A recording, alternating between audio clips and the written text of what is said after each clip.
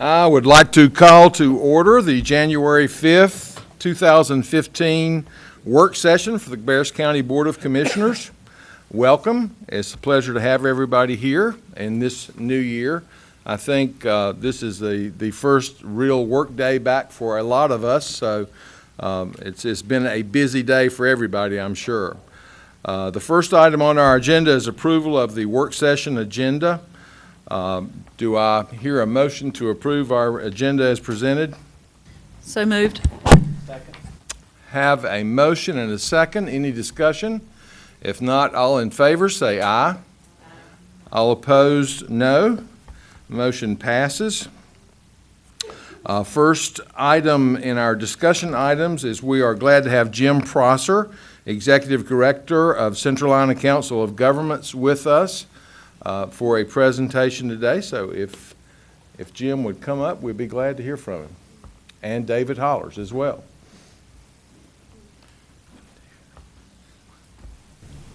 Thank you, Chair, members. I am Jim Prosser with Central Iowa Council of Governments, and with me is David Hollers. We're here today to provide a little bit of an update on what we've been involved with in the past couple of years, and quite frankly also ask that you join our organization, both Central Iowa Council of Governments and the Central Iowa Economic Development Commission. And I'm going to talk a little bit later about why that's so important for us, for you to become members and continue to work with us.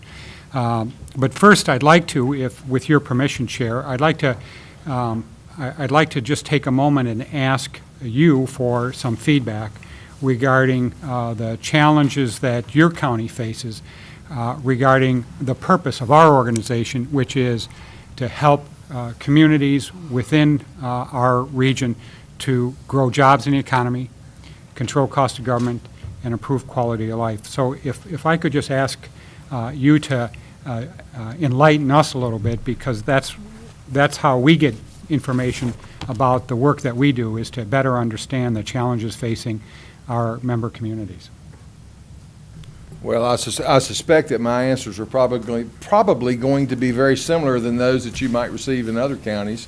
You know, a big challenge for us right now, and I certainly welcome any of the other commissioners to chime in at any point, and is an item that we will be discussing on our agenda today, and that is financing our expanding school student population and providing adequate facilities for those.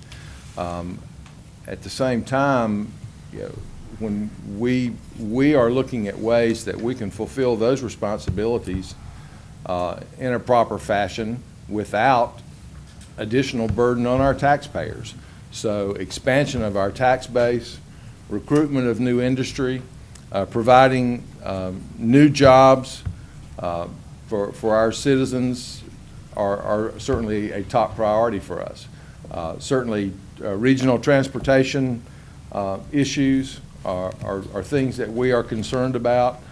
The adequate water supply for industry as well as for our population is a top issue for us. You know, I've already mentioned schools, and of course economic development's a big piece of what I have mentioned as well. So I would say those would be in certainly some of the front burner items. Good, thank you.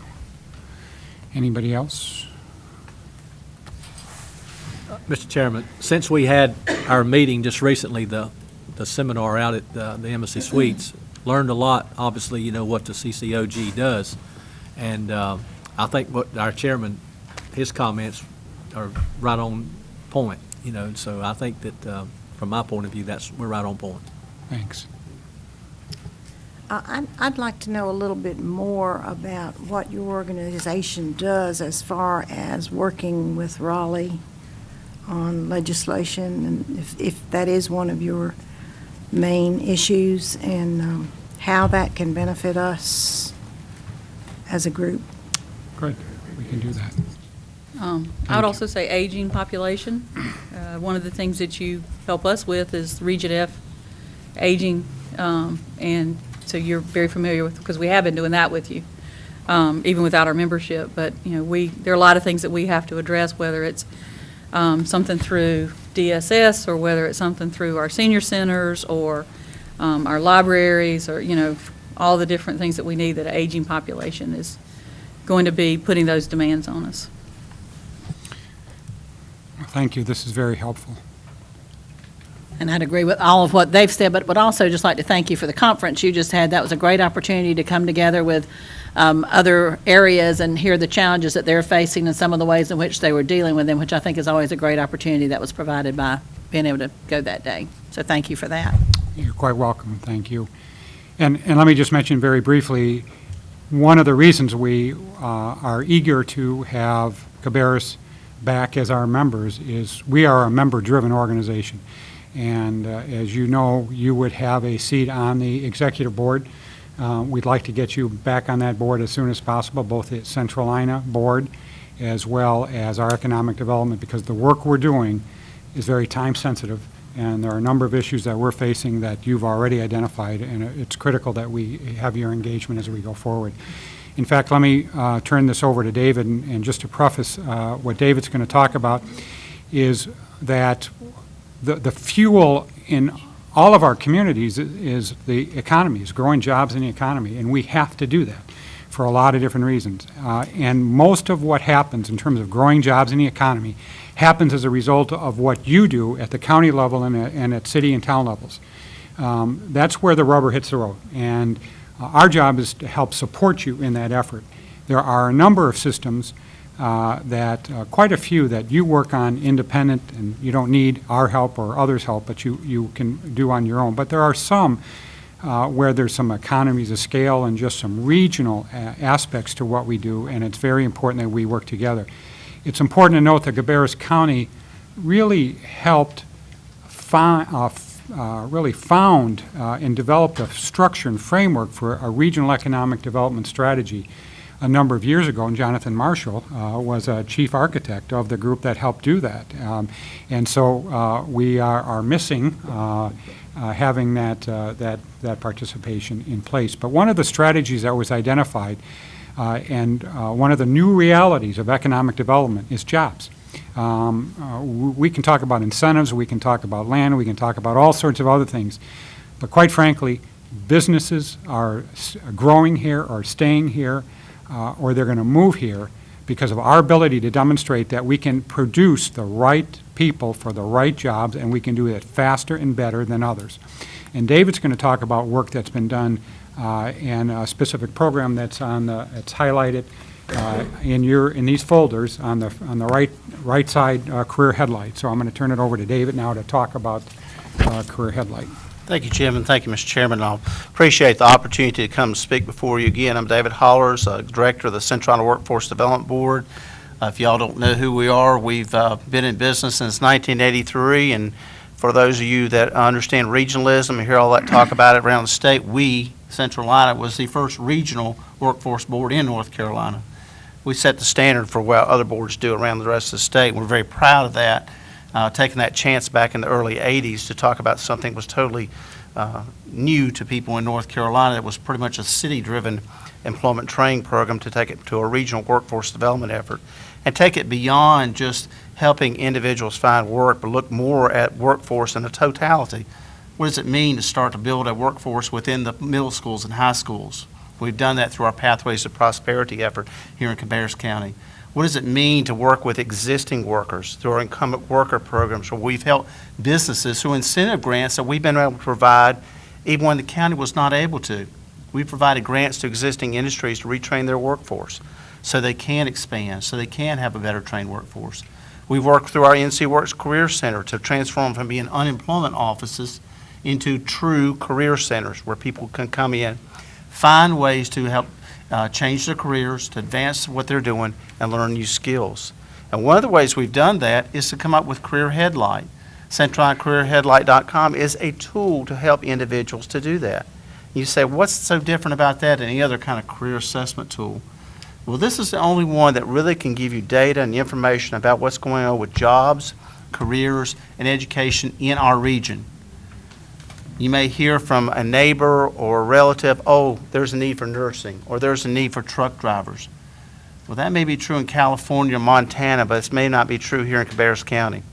How can you pinpoint what kind of skills are needed, what kind of jobs are available in our region, and even specifically for Cabarrus County? You can use Central Iowa Career Headlight to do that. A very easy 20-question assessment that pulls a lot of information from the occupational network, a lot of data through Bureau of Labor Statistics, through the North Carolina Department of Commerce, economic modeling software, all to look at what we can do to find out what's the ideal career for you. It's been very helpful for middle school and high school students in trying to find out what kind of careers they're interested in, so that can drive their educational choices beyond high school, whether it's a community college or the four-year universities. We also use it for career changers, people who have lost jobs, who may have been in textiles or other forms of furniture and other industries have gone away. How can we help them take their skills and their talent with additional training and direct them into a new career? Career Headlight can do that. Again, it's the only tool that really gets into what we've got on data for our region. And it's unique. There's nothing else like this in the entire country. So I think it's a great way for our citizens, again, to find out where their interests are and then use our NC Works Career Centers then to find the jobs that are available here in the county. As you know, we've been committed to working with Cabarrus County for many years. We've been recognized for our efforts of working with Pilatex in trying to transition 4,760 of your citizens in the county into new jobs and new opportunities, educational. That's a difficult task. But we've done that with Philip Morris. We've done that with other layoffs. And now we're working on the other end of it. Right now we're working with Alevo and helping to fulfill their talent needs. The Central Iowa Workforce Development Board is going to be paying for a website that'll be a screening tool for Alevo. With their gearing up to hire at least 500 this year and 5,000 potentially over the next 3 years, that's a lot of applications. We can't take paper in 2014. We got to go beyond that. We got to figure out a way to screen that talent. And for those talented individuals who do not meet the requirements from Alevo, how can we get them into other job opportunities here in the county? We're developing the website. We should have that up and running by the end of the month. I'll keep you posted on that. Again, that's another service we're doing through our Workforce Development Board. That's workforce beyond just placement, but helping to find out where the true needs are within the community. I was very honored to participate in the Education Summit that Cabarrus Chamber and Economic Development sponsored. It was great to speak to people about the needs for our community. Again, we want to work closely with the school systems, Cabarrus County and Kannapolis City Schools, and make sure we build that talent pipeline for years to come. There's no way to better guarantee that people can have great communities unless we have great jobs and great opportunities for our citizens. And that, again, is making sure everyone is aware of the opportunities here, the great companies that are here, and the great benefits that they offer to our citizens here in Cabarrus County. So from the Workforce Development Board, we're committed to doing that.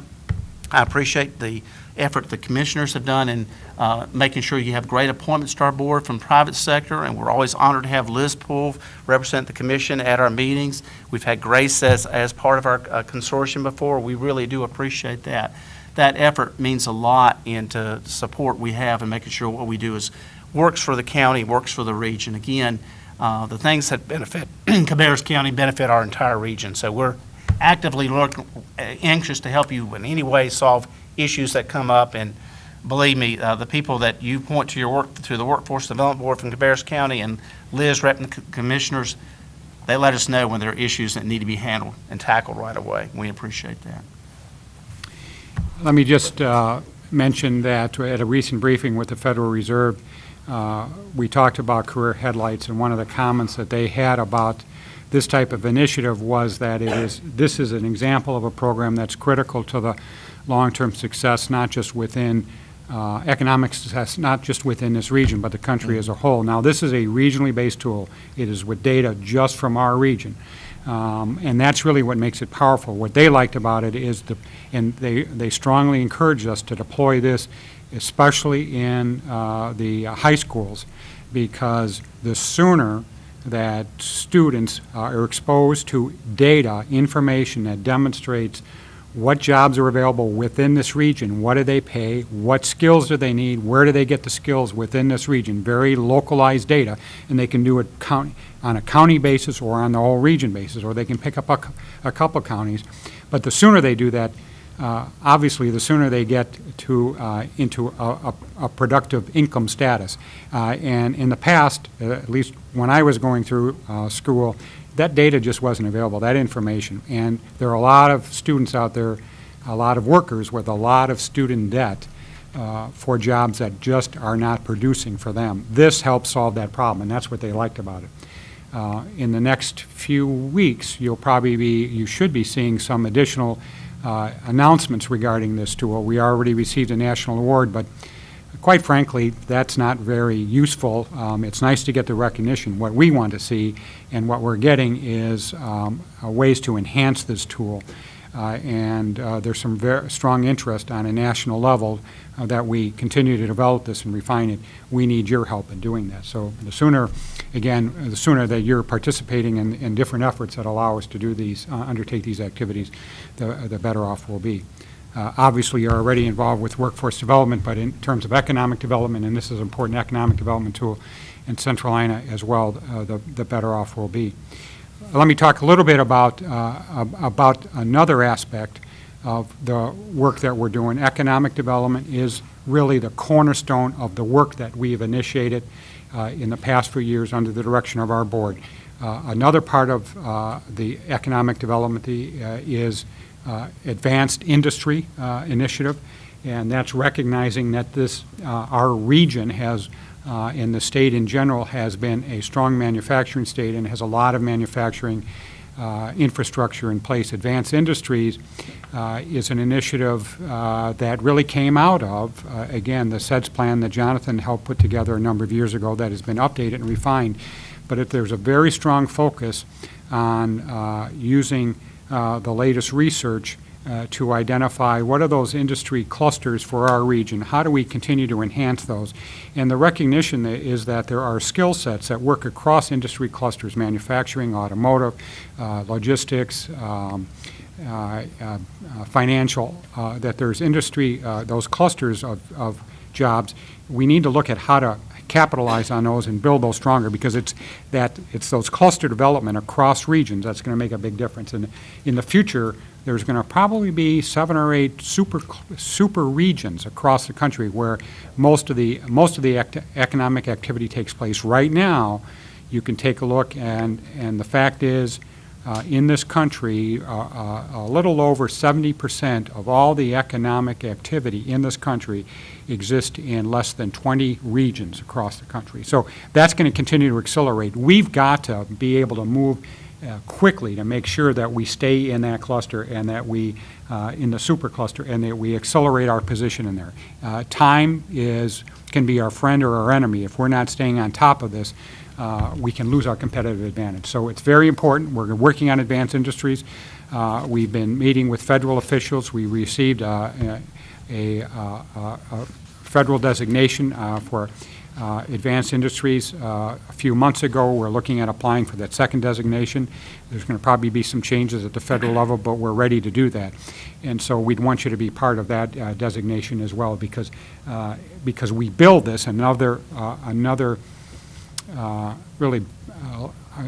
feature of how we work is collaborative. We work strongly with private sector, as David talked about. We're engaging the private sector, and we need to know from your county, what are those private sector partners that we need to include in the work that we're doing in advanced industries. In addition, the second handout on the page is an update on our freight regional plan status report. Mike asked me to provide an update on that. And we are beginning to get in the next phase of the regional freight work. And I want to emphasize, this is about transportation, but it's mostly about the economic development aspects of transportation.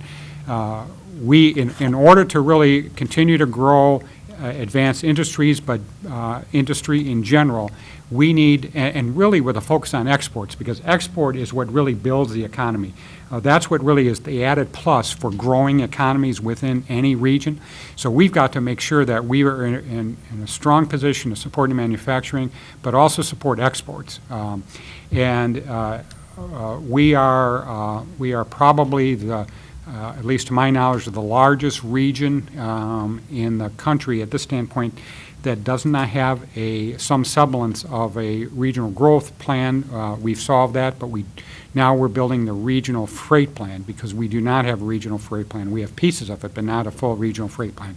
A regional freight plan really needs to accommodate understanding what are the needs from the people that work with freight here, our businesses. But also we have to understand the impact of the Panama Canal expansion and the much larger freight freight carriers that are going to come oceanside and unload and then come through our region.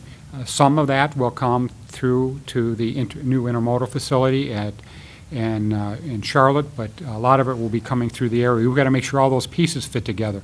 And there's a number of different elements regarding that, including just certainly the highway part of that and the rail part of that, but also there's the logistics part of it as well as the intelligent transportation system. That's the technology part of it. Not a very expensive part of the system, but a very critical part. We do not have the intelligent transportation system infrastructure in place yet. Not too hard to get it there, but we need to have a plan in place to do that. We are proceeding with that. We are also doing this in a way that anticipates what's going to come out of the new transportation funding initiatives that are underway. And those transportation initiatives are going to require us to look at metrics, performance measurements and metrics. And that's going to have to be the basis of us looking at how we apply for funds, how you apply for funds within this region. So we're moving on this already. We do not have all the funding in place. I provided some background on this, but the MPOs are providing some of the funding. Cabarrus Rowan MPO was unable to provide funding. We're going to proceed with them in any case, but we're going to be looking for other ways to fill those gaps for funding because it's so critical. We need to start this work by the end of this quarter, this year. We need to start it so it can be completed by the last quarter of 16. That'll position us to get funding under the MAP 21, the transportation funding bill that's in place. We're going to need to do that, so we're going to be proceeding on that basis.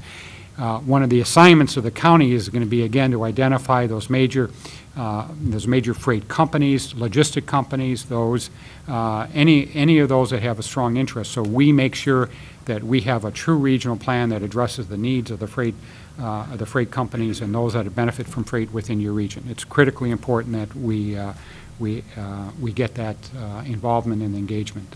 A plan without representation from the private sector will not be as strong as one that does have it clearly.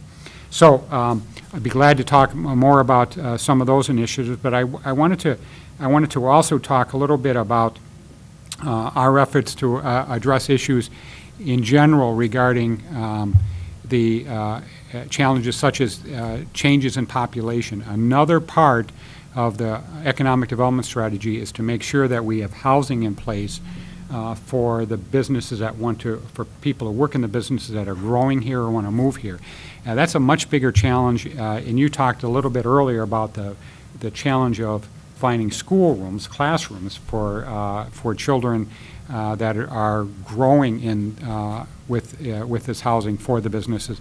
That all has to come together. In the past, it hasn't been worked together, but our members have told us that they need products that'll help identify what are ways to grow housing to address those needs of accommodating as efficiently as possible the classrooms within the region, how to grow that in a more organized and a more efficient way, to provide options to do that. So we've developed initiatives. We're working with Mooresville right now in developing a community-based housing strategy to do just that. So a much more systematic way to address some of the needs.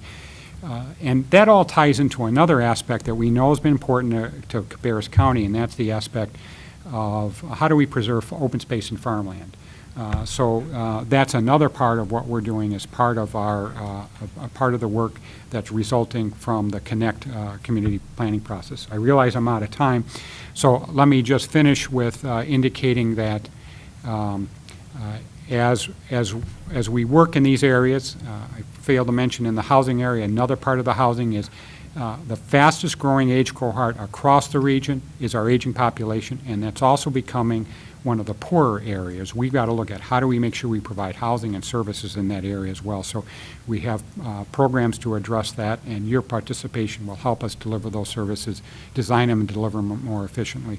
But the sooner we have a representative on our board, Economic Development Board, as well as our Central Ina Board, the better we'll be able to understand your needs. And if we're able to understand your needs, we're able to work as a region better. And let me just offer to you that this isn't an issue about funding. From our perspective, if you can designate someone to join those boards now, we have some critical meetings certainly on January 29th. We have a very important Economic Development Board meeting regarding advanced industries. It'd be good to have a representative or two, actually, one from the private sector, one from the public sector. At those meetings, that would be useful. We also have some very important Central Ina meetings coming up. Don't worry about paying those dues. We can defer those payments until a later time. What's important is to get your representation. I'd be pleased to respond to any questions you may have. Commissioners, do you have any additional questions? Just one, Mr. Chairman. And Mr. Prosser, we were a member of this at one time, weren't we? You were, yes. How long has it been since we've been a member of CCOG? I think it ended in '09, Yeah, the year before I got here. Yeah, I was the representative at that time, and with the other budget cuts, that was a hard one to keep when we were cutting staff members, and the EDC was cut then with all the other cuts. You remember, we were both on there at the time. I was a member of our representative on that executive board and really enjoy the meetings because you're talking with people all around the region. But it was a hard one to keep. When you're cutting other things, it's really hard to justify that. So we've been paying some because we do use some services. Like I mentioned, the Region F Aging. I'm on the Workforce Development Board. So there's some things that we're already doing with them, but we're not full members yet. And you and I talked probably a couple months ago about it. So I was going to ask the county manager, timeline-wise, on becoming a full member. Like I said, we talked about this previously, what you were thinking and how we would do that. We've done the financial analysis on it as far as what we're paying out now for them to administer some of the programs that we run in our aging and community development. So the fees there'll be a net on those fees simply because we're already paying those out. So my proposal will be to, if you're serious about joining, that we do it in the new budget year. As Jim was saying, that they're working out a way that you guys can begin participation now if you commit through the budget that you'll start becoming dues members. So I mean, I would suggest that we need to have a seat at the table to talk to our cohorts in the surrounding counties. We can learn a lot from just sitting down and talking to them. We find out what they're doing somewhere else, and it might be something to do here or not. Just knowing who to call. You know, sometimes it's just good to know that you have a friendship with somebody in Gaston County, and we're facing similar problems because we're surrounding Mecklenburg. And so it's somebody that you can either talk to at the meetings or you can call or email or just communicate with and say, you know, what are you doing about this issue? We've got something new coming up. So I found it to be extremely beneficial when I did it before. I think the direction that Jim and the current executive board has taken over the last couple of years, it has become a little bit more regional, and counties of our size can benefit from that versus the plan of the past where it was work on zoning ordinances and work on plans and that kind of stuff, where we've got those staffs in place, so we don't need that. But the real big issues, the regional issues now, I think they're moving in a very good direction, and I think it'd be a good idea. Any other questions? I was going to say, I've looked at, this is your upcoming meeting date, so just to make a comment, the Economic Development Board meeting is when I have the NPO I would be interested in the executive board meeting. That, I don't have another one that night. I don't know about anybody else and what your plans are, but I would offer that up, and we would need to get a business person, right? You want a business person, so. Right, and I think the January 29th date that you had mentioned earlier is the same night as our Cabarrus Summit. He said 29, it says 28. I'll verify that. That should be correct. That should be correct. Yeah, this says I- January 28th. Okay. Which is the Right. fourth Wednesday of the month. That's why I said that's when I have MPO. I'll verify that. I'm sure that this is probably a topic that we'll discuss at our retreat later this month. I would certainly be very comfortable with Commissioner Poole representing us at that meeting if.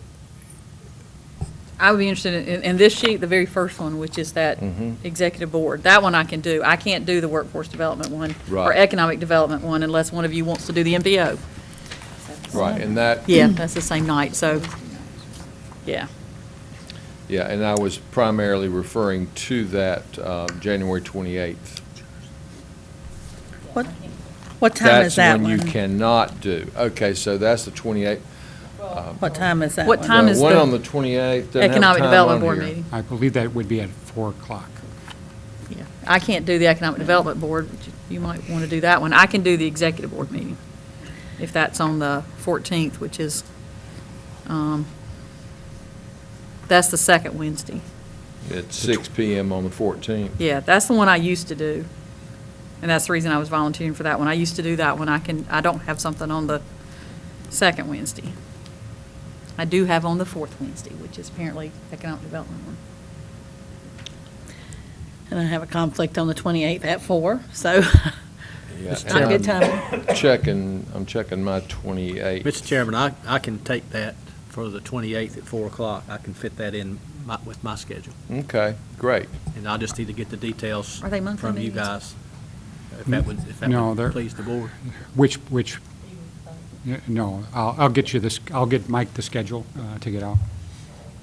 Okay, well, if agreeable by the rest of the board, if Liz and Lynn take care of those two meetings, and then, then report back to us, that can be part of our discussion perhaps at our retreat, and we'll decide how we want to handle that going forward. Thank you very much for being with us this afternoon. We Thanks for- appreciate. Thank you, Mr. Thanks for appreciate inviting your us, time and- Mr. Chair.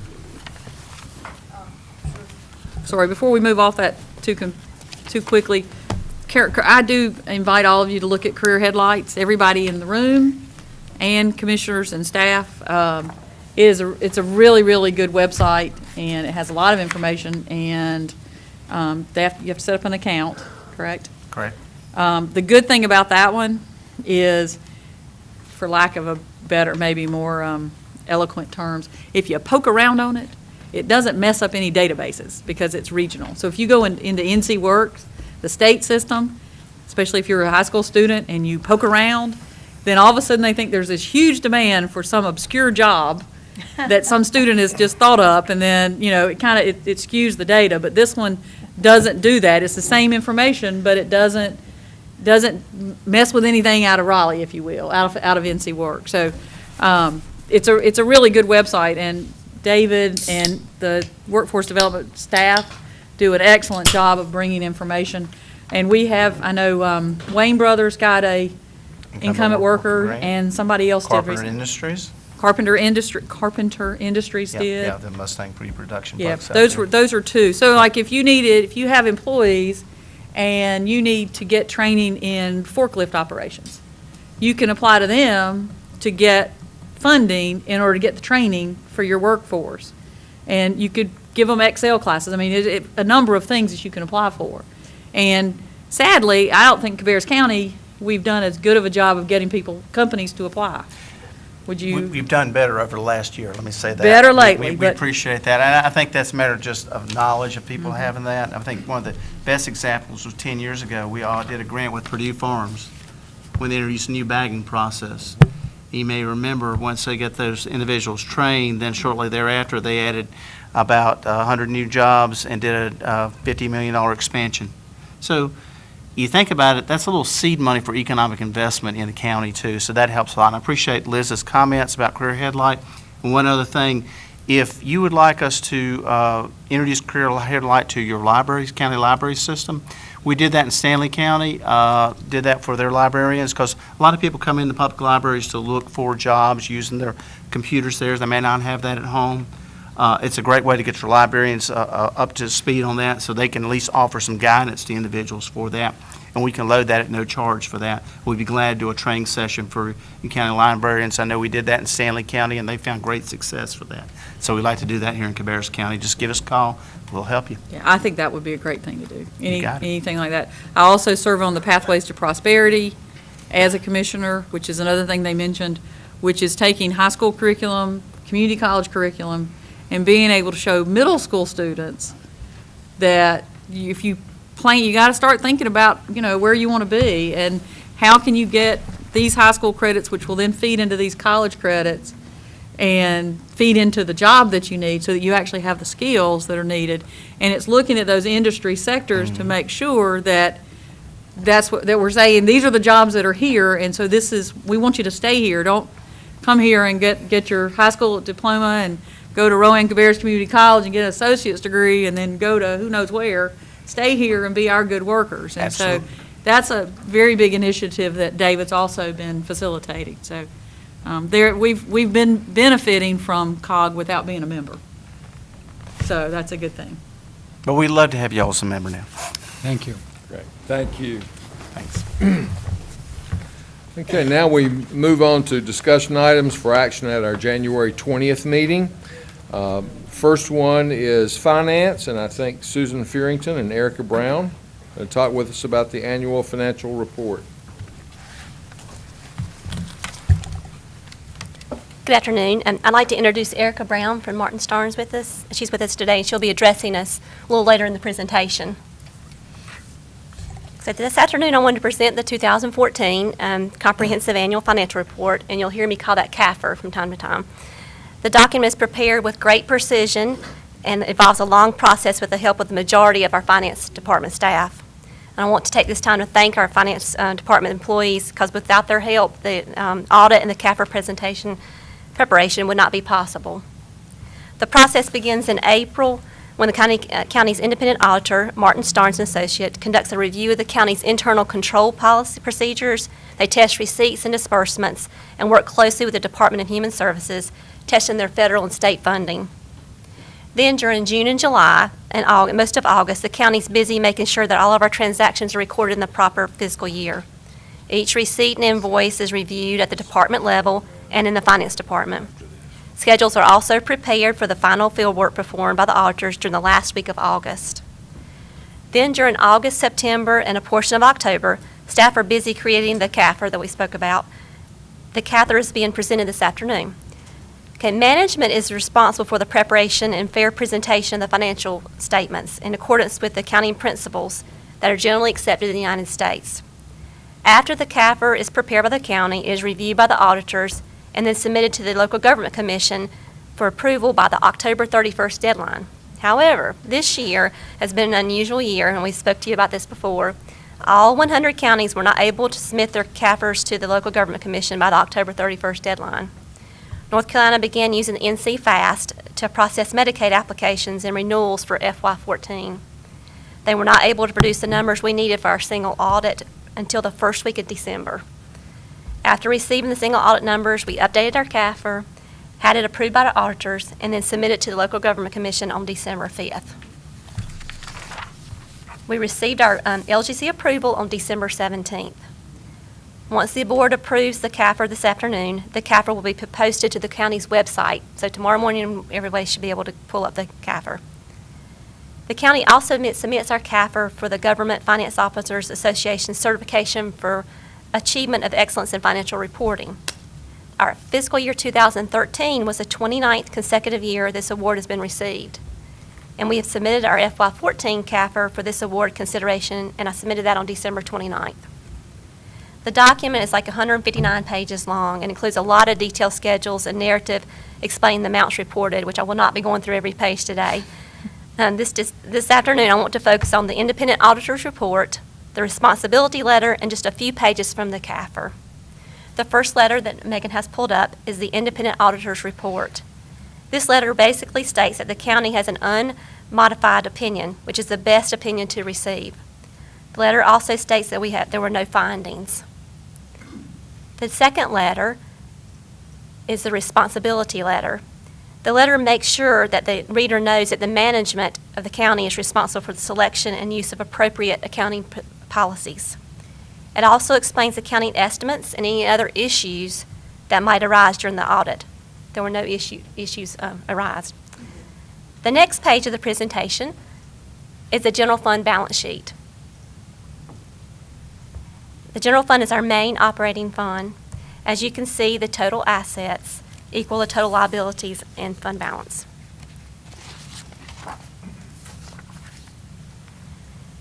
Assets are made up of cash, receivables, prepaids, and inventories. And our liabilities are made up of amounts due to our vendors, payroll liabilities, due to other governments, and contract retainages. Fund balance is the part at the bottom, and it's broken down into several categories. There's non-spendable, restricted, assigned, and unassigned. Non-spendable represents the inventories and prepaid. And the major part of the restricted fund balance is the stabilization by state statute. As we see there, it's $13,162,000. It's basically our receivables, which are not readily available in cash at year end, so we have to reserve those. The assigned fund balance represents items set aside by management to handle extraordinary circumstances, pending and potential claims, and property tax appeals. It also represents reappropriations for uncompleted projects at 2014 June 30th that will be completed in our fiscal year 2015. The unassigned fund balance of $37,717,000 will be further explained on a separate slide later in the presentation. The next slide is a general fund statement of revenues and expenditures and changes in fund balance, budget to actual. As you'll see down the page, the total revenues were $210 million, while the total expenditures were $209 million. Then we had an $8 million in transfers in and $35.8 million in transfers out. This nets to a $26.8 million decrease in fund balance. So at June 30th, the total general fund balance was $68,901,762. The next slide is the fund balance calculation of our excess 15% fund balance policy. Please note that the ending fund balance is $68 million. However, this is not the amount that is available for appropriation. Of this amount, a reduction must be made for non-spendables, the restrictions, and any committed amounts. And the reduction for that amount is $15 million, as indicated on the slide. The second reduction of the fund balance is $16 million, and this amount is discussed previously from the balance sheet. A third reduction is then made for the county's 15% fund balance policy. This amount is set aside for cash flow purposes. During July through October, revenues do not come in as fast as when we started receiving our large property tax payments in November, December, and January. After all three of the reductions are made, this leaves $5 million to transfer to the capital reserve fund per our policy. But on December 15th, the board approved transferring $2 million to the capital reserve fund for the Wallace Park property project and to reimburse the general fund for capital expenditures related to the school mediation settlement. So the net, the amount that is now available to transfer to the capital reserve fund is $2.9 million, as indicated on the slide. And I'll present a budget amendment and related project ordinances at the end of our presentation for your approval. I know that was pretty fast, but do we have any questions so far?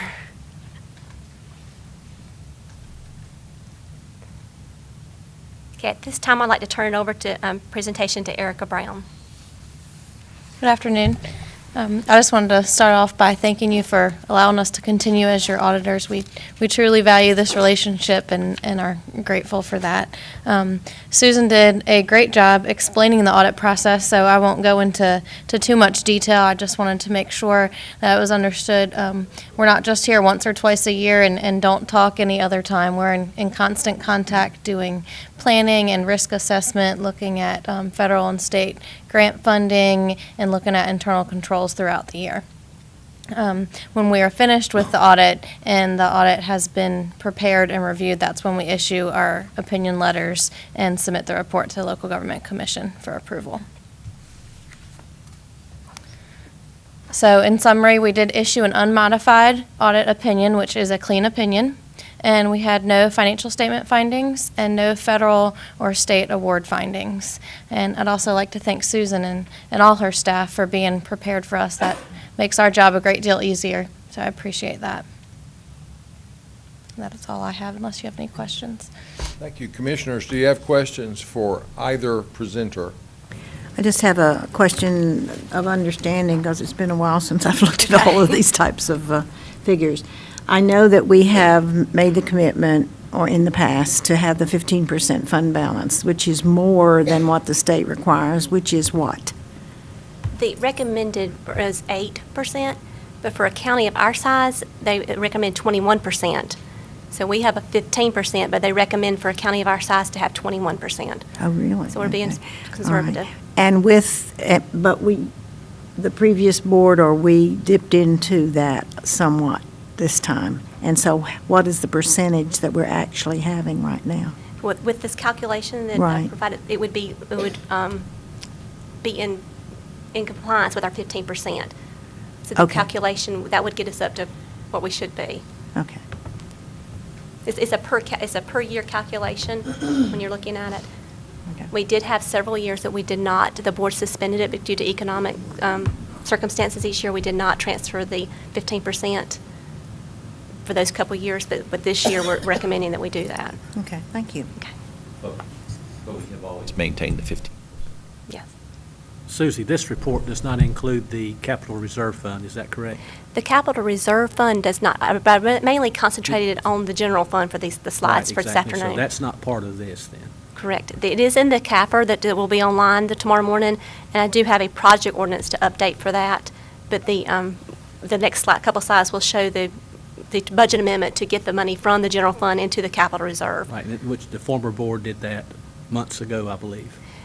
Is that right? We dipped into the capital reserve fund back in January Right. to start funding the Mount Pleasant Middle School Right, and for right. the Odell. So that was, Okay, thanks. that's part of the large transfer out of the general fund. If you remember me saying, it was like $35 million that we had transferred out during the year. Yes. So a large chunk of that was going to the capital reserve Right. and then to the project itself. Okay, thank you. Any other questions? And it's our policy, which, just to reiterate, the policy that we have is that any excess, at this point, you said 2.9 million, would go into capital reserve. And once it's put into capital reserve, it can't come back out. It has to be used for capital purposes. Has to be used for capital purposes, not operating purposes. So that's where, and that's based on county policy. And so all we're doing is, by your recommendation today, is going to be to follow the policy that's currently in place. That is By correct. moving it into the capital reserve fund, and then later on down the road, presume the county manager would make recommendations to us if there's a capital project that we would use those funds for. Okay. And at that time, the money would come out of the capital reserve into a specific project fund. We have multiple funds, and I'd be glad to sit down with Mr. Shue and show you other funds and how they work. Wouldn't it be nice to have a hard copy of that? Because it's, from my vision, I can't It see is. that very well. It was very small. And so, I mean, I know you're going to post it online, but it's very helpful to have a hard copy when you do a presentation like this for us to be able to follow along. Okay. I will get you a hard copy and put it in your boxes. Great. So- Okay, if there are no other questions, we do need to entertain a motion to suspend the rules, to take action on this tonight, and I'm assuming that is on the budget amendment request. Correct. The budget, the next couple of slides, the next one was the budget amendment, and it moves the money from the general fund to the capital, there it is, capital reserve fund for the $2.9 million. And then the slides that follow are the project ordinances that would, we have to have a project ordinance when it's not the general fund for each fund, and so that would update the project ordinances for the capital reserve fund and the construction and renovation funds. So this one, and so tonight, I guess we are trying to suspend the rules so we can approve the CAFR, and approve the budget amendment and related project ordinances. Mr. Chairman, I would make a motion that we suspend the rules to consider this issue today. Okay, we have a motion to suspend the rules. Do I hear a second? Second. I have a motion and a second. All in favor, say aye. All opposed, no. Motion passes. And now we would entertain a motion to take action on this budget amendment. Mr. Chairman, I'd make a motion that we accept the fiscal year 2014 comprehensive annual financial report as presented, and tell me how you want. The budget amendment to make the transfer to the capital reserve fund and the related project ordinances. And that we would make what she just said, the budget amendment. It's easier if I just ask, so I get it right. Absolutely. Megan will make sure it's in the minutes correctly, too, so. Okay, we have a motion and a second. Is there any discussion on the motion? If not, all in favor say aye. All opposed, no. Motion passes. Thank you. Thank you. Okay, we're going to adjust our agenda just a little bit for our next presentation because we have some school board folks with us that have a meeting this afternoon themselves. So we're going to move 4.3, request for additional funding for new Odell Elementary School up, and so we are ready now if you folks are.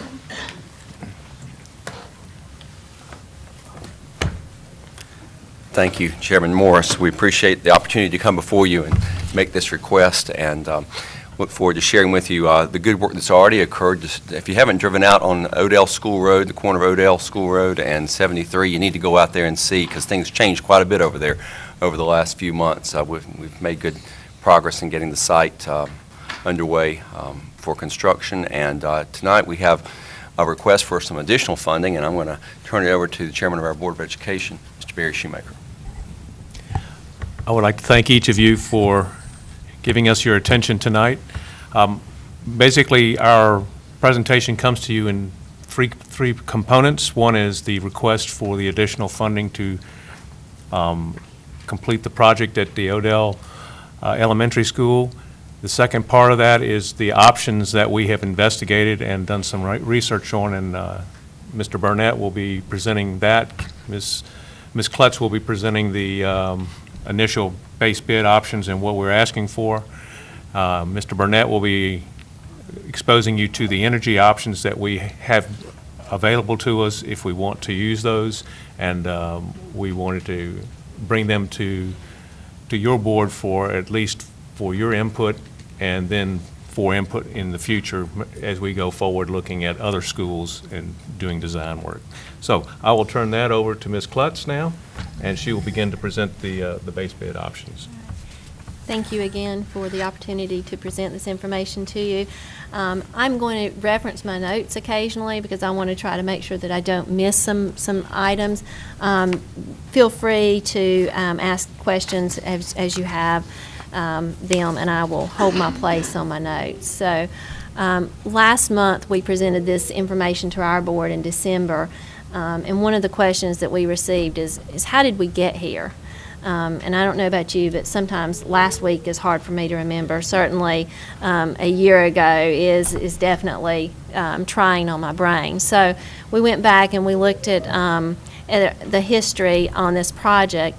And I'll take you back to December of 2013, so a little more than a year now. Our board, as we're looking at the numbers to present for this school, we adopted a resolution for $20 million, and that was close to what we thought that this school was going to cost us. The Board of Commission had already allocated $1.5 million for land or for those purposes, so we were looking at $21.5 million was our estimate at that time.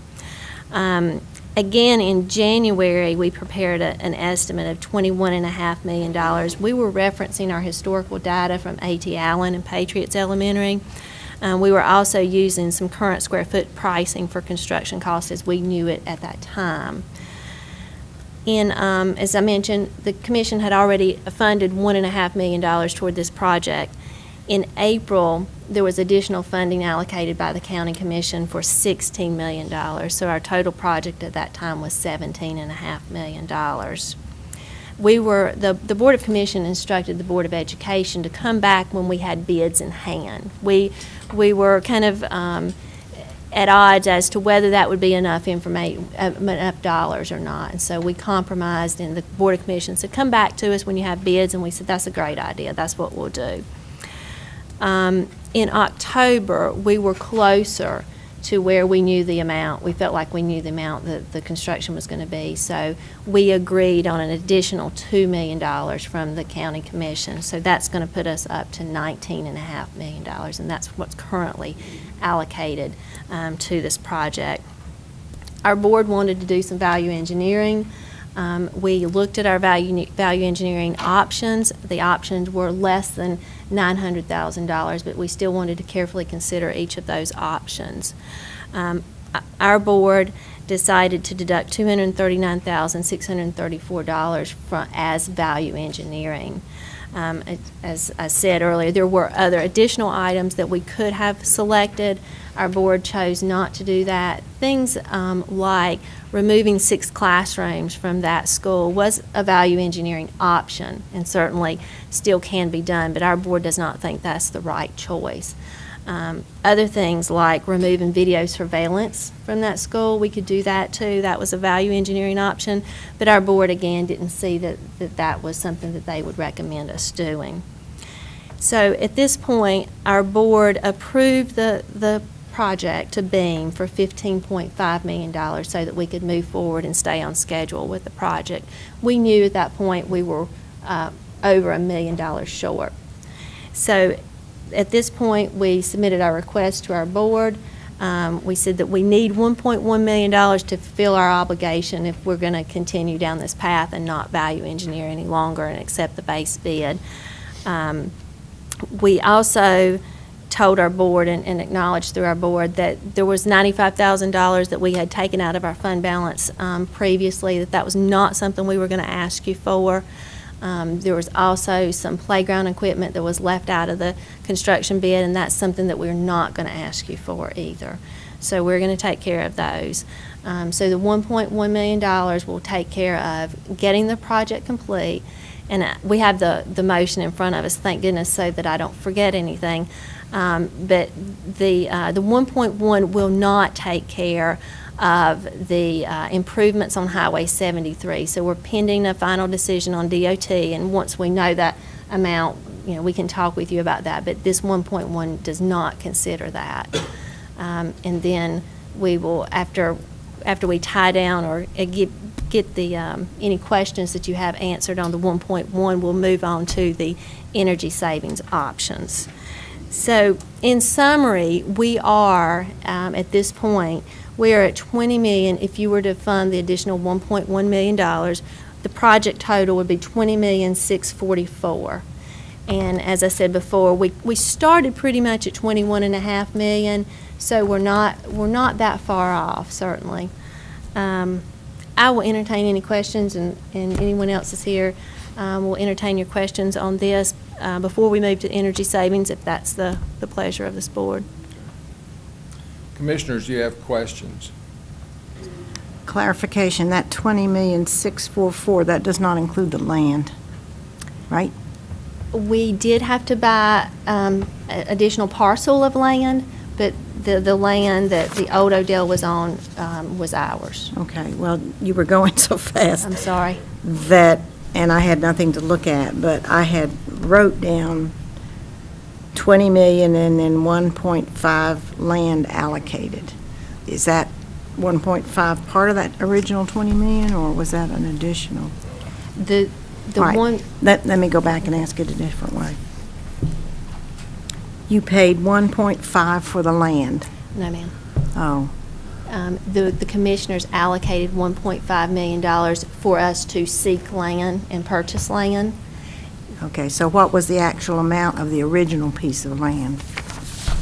The additional piece of land. No, the piece, all right, we already owned the piece. We already that- owned yeah, the okay, piece. all right, the additional piece. The additional piece was $750,031. And did we get an appraisal of the original piece of land before the decision was made to place the school at that location? We did get an appraisal. And what was we were that? actually in conversation with some other folks in the area that wanted to look at our property as well. But I don't have that information with me as to how much that appraisal was. It was dramatically high for the first 2 acres on the corner, and then it trailed off. Mr. Burnett may have that information with him. The appraised value was $800,000.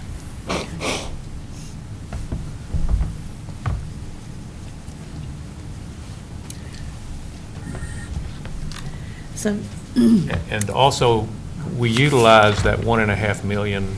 We also utilize a portion of that. You just heard Ms. Klutz say that $750,000 or thereabouts was used to purchase some property. We also used some of the remaining money to do the demolition and removal of the structure on that property. And Mr. Burnett could probably tell you how much the asbestos abatement and building removal costs were. And let me also talk about the appraised values. The appraised value that I provided was for the new parcel. The existing property, I believe, from memory, was about $3.2 million. Again, that's memory, so I'd have to confirm it.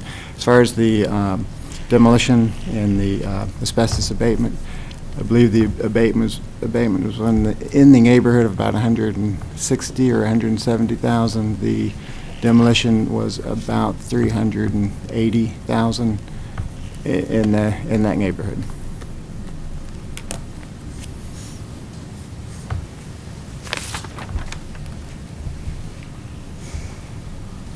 Just so the other commissioners would know, on the $1.5 million that was allocated, as Mr. Shoemaker already said and Ms. Klutz had already said, $750,000 went toward the new parcel. And then the monies that they spent for the demolition and asbestos abatement, all of that came out of that $1.5 million. Otherwise, that would have been part, if we had spent the full $1.5 million on land, then the demolition cost and asbestos abatement, all that would make this figure here higher. So in essence, it saved the county a considerable amount of money by using the piece of property that we already had and acquiring more property to make the project work effectively. Is that right, Ms. Klutz? That's 100% right, I believe it. Yes, sir. Since I was on the board, I got a good memory. Yeah, I think yeah. Why was the decision not made to sell the property since it had a value of, whatever you told me here, $3.2 million, and find another piece of property? I'm going to let Dave come back up. I don't mean to be picky, but I was not on either board at the time. There was a search committee, and we looked at many, many properties in that area of the county. The properties that were available and that were suitable for school construction, we looked at those and evaluated them from purchase price, from grading cost, from clearing cost, from a lot of many different criteria. And we really could not afford the other sites. This was the most affordable site. We already owned it. As far as the clearing and grading and things like that, it was very favorable. As far as water and sewer, it was favorable. As far as driveway construction, things like that were anticipated at that time, it was favorable.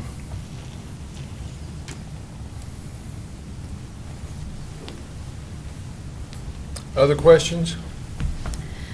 So the additional 1.144 that you're requesting, that just comes from your bids, and that's just the difference of where you're at. It's nothing specific. It's just covering the need.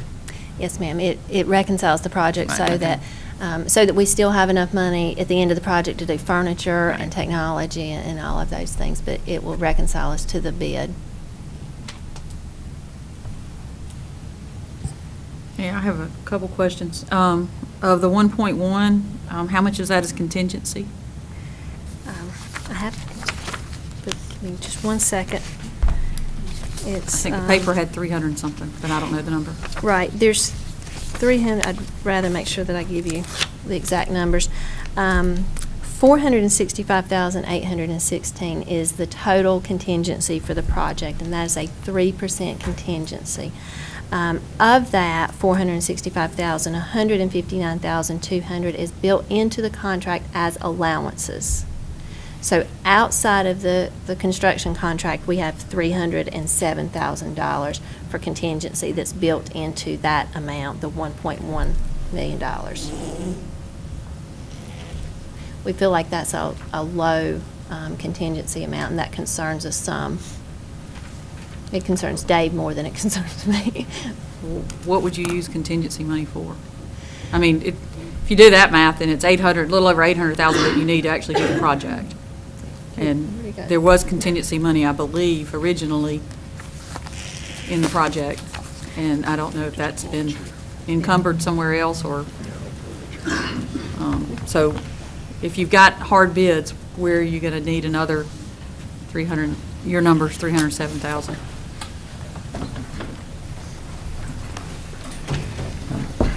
Contingencies would primarily be used in, really it's underground, whether we reach unsuitable soils, rock. This was an existing school site, so there possibly are things that we can encounter that we're not known and not encountered in the demolition process. That's the primary source and anticipated use of contingencies. So if you didn't hit any rock for your underground, you wouldn't need that money? Certainly, if the project is perfect, we won't need that money. But you know, the perfect project hasn't been designed or built yet. And this site again is has many things going for it. But again, it's with any site. We do have to excavate. We have the opportunity to run into rock. We have the opportunity to run into unsuitable soils that we have to deal with. Ms. Poole, I'd like to add that in our past with constructing new buildings, we have been able to retain those contingencies, and if they're not needed, we would return them to the county commission, and we think that practice is a good practice. Sorry, did you want to ask something? When are you've already given the approval to move forward with the money, with the project? We did. We awarded the base bid to the contractor, yes. Okay, so if this board didn't fund that, where would you get the money from? Because you've already agreed to the contract. Right. So our board would have some hard decisions. We would need to take a look at value engineering this property again, this building again. We could remove classrooms. We could remove the video surveillance. We could do things like that we don't think is the right decision to make. But those are decisions that would have to be made because the money, our board went into this knowing that we were over $1 million short, but to stay on time, we needed to go ahead and award this bid. I guess the only comment that I really want to make at this point, or the other thing, there's two things, but the other one will do when you talk about energy. As everybody here knows, we went through mediation, extensive mediation between the two boards earlier this year. And during the mediation, Cabarrus County, I don't have a total on it. Thank you. That's both school systems, right? Okay, so Cabarrus County got roughly a little over $6.3 million additional dollars. Of that money, $2 million was given for this particular construction. During that time of the conversation, and the county manager was there and deputy county manager was there, I specifically said, will $2 million do this project? I did not say, what are you going to value engineer? And if you value engineer, you're cutting out classrooms. So that falls on me for not asking additional questions. But the response I got was, if we get $2 million, we can do this project. Less than 2 weeks later, the school board had a discussion of asking the commissioners for an extra $1.1 million. I think that was information that should have been discussed during the mediation. The reason I add that is that you also received $4.2 million for roofs. So without doing one of the roofs, you would have had enough money for the elementary school, and we would not have the discussion now because that would have been funded at that time. So because of the conversations that we had during mediation where I was specifically told $2 million and we can do this project, that's where I have concern that now we're being asked for 1.1 million more, and because of the school site location, as you were asking about, and I don't know if you're going to talk about it tonight or not. I know that I had asked Mike about it. Depending on what the road improvements are, I've heard anywhere from $1 million to $1.5 million for road improvements that we would also need to fund. So I know that the mediation was not pleasant for anybody involved. I think I can safely say that. That's never a fun thing to have to go through. But we did try. I felt like that we tried very hard to address the issues that were presented to us at the time, and at the time, the county at least was not informed of the need for another 1.1 million for this project, and really have had minimal discussion on the road improvements. I thought we would do turn lanes, which would not be near as expensive as what I've heard being mentioned. So, as part of the county's mediation team, I guess, I would have preferred that this was all discussed at that time so that we could have taken care of this project immediately and not be at this point today. When you talk about energy, I have a different comment, so I'll hold that one till then. Okay, other questions, commissioners? Can we address Mr. Chairman, I could make, I'm sorry, I would just like to say that at no time during the mediation would we have purposely misled. I think we've learned some things about this project since then, largely that we thought there was more value engineering that could occur than we've been able to come up with. And when I think about the things that we actually are considering for value engineering, to me that's more deferred cost. If you don't put 6 classrooms now, you're eventually going to have to add 6 classrooms later. So, we were looking for true savings within the project, way to not compromise quality, but to be able to find a less expensive way to do it. I think we believed at that time that we could. We were optimistic. I was part of the other team having these discussions and believing that we really could get to that point. I think what we're having to admit to you today is that we could not do what we thought we could do at that point. And that's certainly not the kind of business that I want to be a part of on a regular basis. But I do believe we have made an earnest effort to bring this figure down as low as we could, and I know you'll make a good decision as to whether or not you can fund this for us. Thank you. Any additional questions before we move on to discussion about the energy? I just have one other comment that is related because it helps me to make what I consider a good decision for me.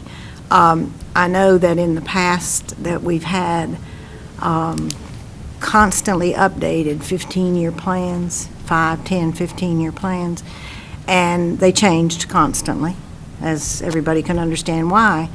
But it was a hard something to look at, someone who's not dealing with it every day, to look at it and say, okay, I can make this decision today on school A because I see that we're going to have school B, C, F in the future, and maybe we need to hold back on A and maybe not put 6 classrooms on A because we're going to have to turn right around and build B. And, it helps to have that type of a piece of paper. Is there anything comparable to that can be provided to us so that we see a long-range vision of what's happening? Because the public looks and says, oh, they're doing this one, and they're doing that one, and they're doing this one, and to them that's dollar signs, and we have to be able to explain why. And I know why, but we have to be able to explain why. And of course, when I got on this board 2 years ago,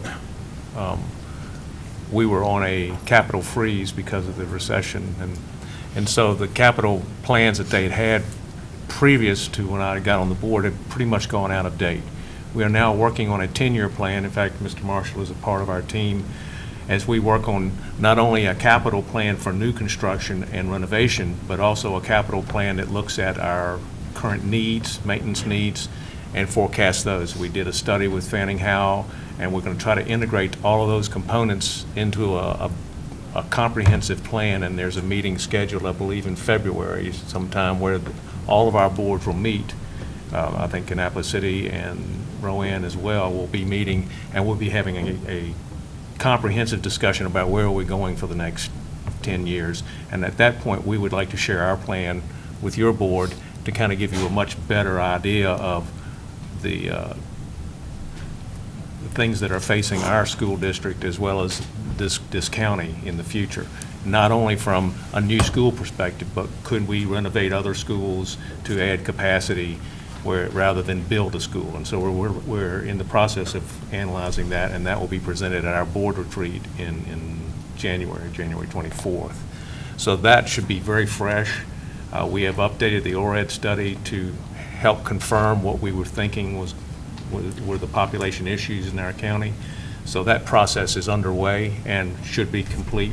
Like I said, our board will see it for the first time on the 24th of January, at which point I'm hoping that in our February meeting we'll be able to adopt that as our plan, at least our initial plan, until we have a conversation with your board to discuss where are we going to go from here, and how do we integrate this plan and make something really logical out of it, and so we can bite off smaller portions of this elephant and make it all work for our community. Well, I'm glad to hear that. I look forward to seeing that, and I also hope that we can not only have that type of thing for the schools, but for all of the needs of the county at one time, so that when we make a decision on spending these kinds of monies, we're not making them in a vacuum. And so I look forward to getting that information. Is it possible on this particular project, because you have mentioned the possibility that you might have to lop off school classrooms if you don't get the funding, is it possible for a decision of that kind to be made later after we know the costs of what the Highway 73 is going to be?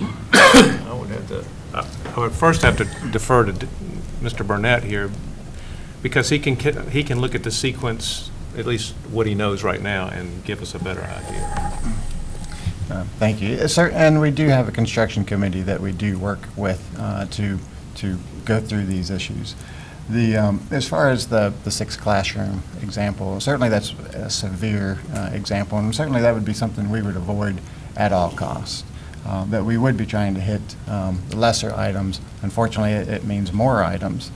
But certainly we are continuing, the contractor's on board, the architects are on board. As we go through this process, we're looking for any and all opportunities that we can make changes, substitutions, whatever it takes. So we are continuing that effort. It's an ongoing effort, and it really, it's something that we plan to do for the whole project. So the effort is underway. As far as significant issues, the contract has been awarded and the funds exist for that. Right now, what might be a big issue is furniture and equipment.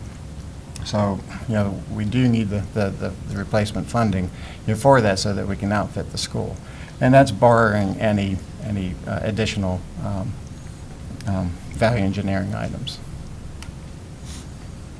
Mr. Chairman, I'm sorry, Mr. Minor, you finished? I'm sorry. I understand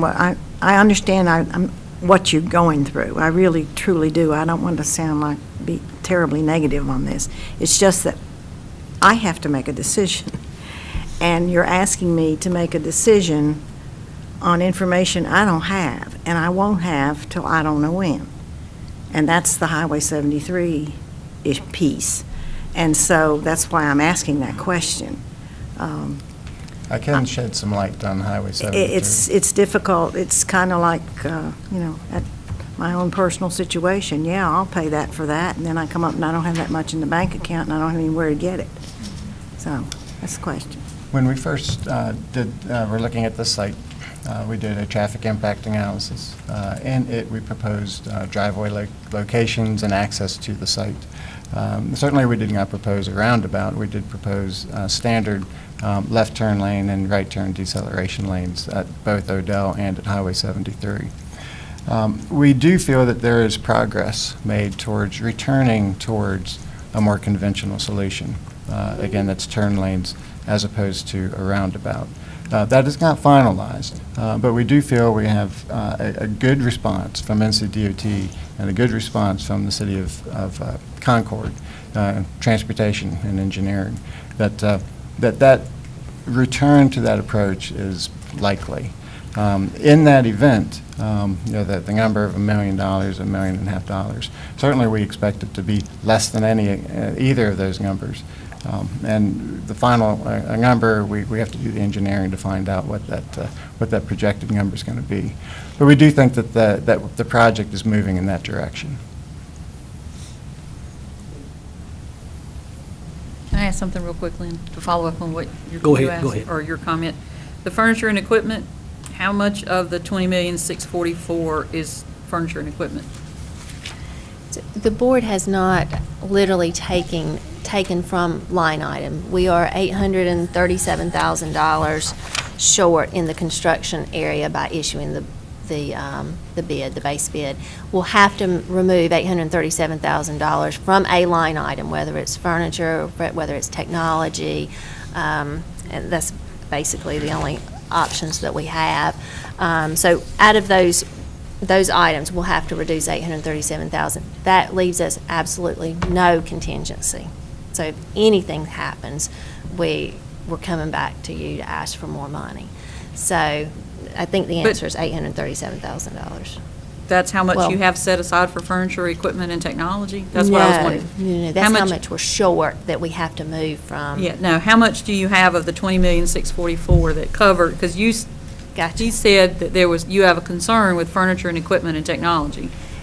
And so, how much do you already have budgeted for those items as part of this project? So furniture and equipment is budgeted at $825,000.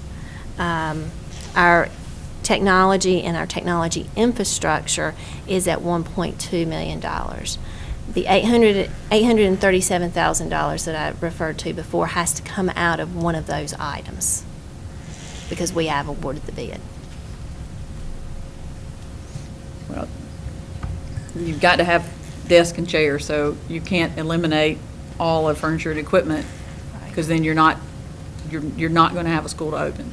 So, I mean, that's not really an option. But I was just you said you have a concern. I don't know if it's a concern now or a concern without additional funding for those particular items. But you can't have a school without technology and furniture and equipment. And correct me if I'm wrong, not to put you on the spot, but I am. Those are costs that the infrastructure is not. That's part of the building itself. But furniture and equipment, you're going to buy at the end of the project. Mm-hmm. That's right. So you've got to have money set aside to cover that. And at some points in the past, and I mean probably when I was on the school board, so I'll take blame for it too, we ran short in those areas, or we did not budget correctly from the school system for those areas. Do you know, is that true? I don't recall. Maybe that's not true. I don't I was thinking recall that there was that some sounds projects right. back where we had some issues with not having the funds originally as part of the project, so I want to make sure When we there didn't are have, funds yeah, part when of we the didn't have project. money part of the project is when they eliminated stadium seats Right. I and do other remember that. things related to the construction, not the furniture and technology. It was, the high school doesn't match the other high school, and the middle school doesn't match the other middle school because Okay. something got taken out of the construction part. Away bleachers at Hickory Ridge High School would be an example. Right. Okay, I just want to make sure I was And field clear. house I didn't want to be. Jane Robinson. Right. Think you're wrong. But I want to make sure, because you mentioned you have a concern about those, that you do have funding at this point, roughly $2 million is part of that $20 million to cover furniture, equipment, and technology. But since we've issued the base bid, we are short in the construction area, $837,000, so we'll have to net. I that understand. again. Okay. But in the base bid that you have, that you've already agreed to, you do have $2 million to cover furniture, equipment, and technology. That's part of the That's the bid way that it you've was. already agreed to. the bid is, the furniture and equipment technology is not in the bid, in the That- construction bid. Is separate. Is it in the 20,644,000? It is. Okay, so maybe if we can get broken out, so we know what your parts are that make up the 20,644,000, would be helpful. Okay. I'm just trying to understand, I'm piggybacking off of what Grace has asked, to try to understand the whole scope of the project. Okay. So that, I mean, there are a lot of things that y'all discuss that we just don't see and aren't involved with, so that might help to see that total number. Okay, now I can say a couple things. When I wasn't part of the mediation, as you know, although I was part of the Board of Education, but I wasn't part of the mediation, which was probably a good thing, since I'm here. So, but, Ms. Klutz, do you remember when the mediation was agreed? What was the Yes, date on it was, that? Late November? Okay, when did we get the bid? October, sorry, you're right. When did the bid Late come in for October. the school? The bid was awarded to Beam in November by the Board of Education. So during the mediation, we agreed to something that we still really didn't know for sure The bid that was was- going to be enough to The cover bid it. was, The bid was in the bid hand was at in. mediation. The bid was part of mediation? See, Bid- and I the don't, bid because was I'm in hand asking, at because I wasn't part of it. Because you were working on the agenda item for November. Well, I agree with what Ms. Poole said. You know, if we knew that we were going to fall short 1.1 million, then why would we have settled for 2 million? You know, and I mean, hindsight's clear, but the way that I'm looking at it, we can do the school and do it right, the way that we've always done, or we can cut the 1.1 million, cut 6 classrooms off, and as Dr. Shepherd said, do it later. And it's going to cost us more then. So, you know, that's just my 2 cents worth, but I have other comments that I'll make about the energy thing when we get to that. But as far as the 1.1 million, I don't see that, you know, unless we do cut furniture and equipment and technology and all of that, I don't see that we have much leeway there, in my opinion, because we want to do the school. We don't want to cut nothing short that we might regret later. So it would be better, in my opinion, to go ahead and do the school and do it right to start with. That's all I have on that. Okay, very good. I think these folks are under a strict deadline here, so if we can get into some discussions about the energy options. I'm going to move back and you guys can take. And I'll let the experts come forward.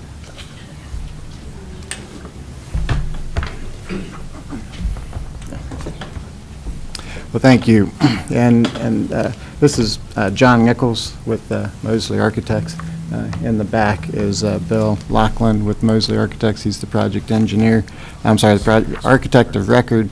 John is the energy analyst. And as you know, the project has been bid and awarded and is underway. We're in the construction phase. The contractor is holding some pricing for us, and it's really pending your interest in pursuing some energy savings initiatives. Certainly, all of these initiatives have a cost. They have a first cost, but they all have paybacks. And so we can go through that. And the desired outcome of this is to find your interest in funding LED lighting for classrooms in the new school and for geothermal at the new school. It's a geothermal well field. So we'll go into detail on that. The Board of Education certainly is aware of those items, the LED, the geothermal.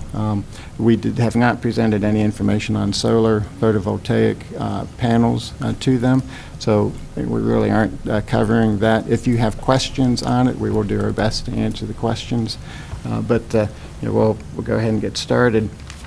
And looking forward, we really need to look backward. The school system has and launched an effort and has been very successful at reducing its costs, its utility costs. If you look at some of the numbers, the energy consumption on electrical and natural gas is down quite a bit, and water and sewer costs are down, and that's based on the 2009-2010 base year. and the cost of ordinance is $1.5 million. Now, that's achieved with the addition of 4 new schools, and that's achieved with the utility rate increases that have occurred since 2009. So that is quite an accomplishment to keep the energy costs relatively the same. So that's a good thing that we really have to commend Cliff Moyer for. But those benefits, so those accomplishments have been accomplished really through behavior changes and through energy audits. That approach is good, it's necessary, but it's going to plateau. You're only going to get so much more benefit out of behavior changes. It's going to flatten out. So really the question is, what is the next step? And we feel that we really need to look at system choices and approach to the design. So with that, we'll look at, this is the new Odell. These are some features that the school has in it. All of these items that are up on the screen are part of the bid. Now the highlighted items, you see geothermal and you see LED, those are bid alternates. Bid alternate is where we ask for a separate price for it. So the contract right now includes all those other items as part of the base contract. Those 2 additional items are what the contractor is holding pricing for. And we'll go into that in some detail. But to really look at what the payback is going to be, paybacks and some of the benefits. Now, when you look at that, there are some other benefits. Certainly we have the, on the educational aspect, things that were very important to us. We have improved the classroom acoustics, and we've improved the indoor air quality. And those are items that you may not see a return on investment in dollars and cents, but we do believe it provides a better atmosphere that's more conducive to learning. We also have that, if you look at water, we have, if you can keep it back, when you look at water, we've got low flow fixtures. But what you don't see on this is, say, the geothermal alternate actually has a water component that is a savings. The alternative to the geothermal, which we'll get into a little bit in a minute, is that base bid has a cooling tower and base bid has a boiler. If we don't have the cooling tower, we actually save about 570,000 gallons of water a year. So more than 500,000 gallons a year is consumed by the cooling tower. That's significant. Maybe not cost-wise, it's about $7,000 a year.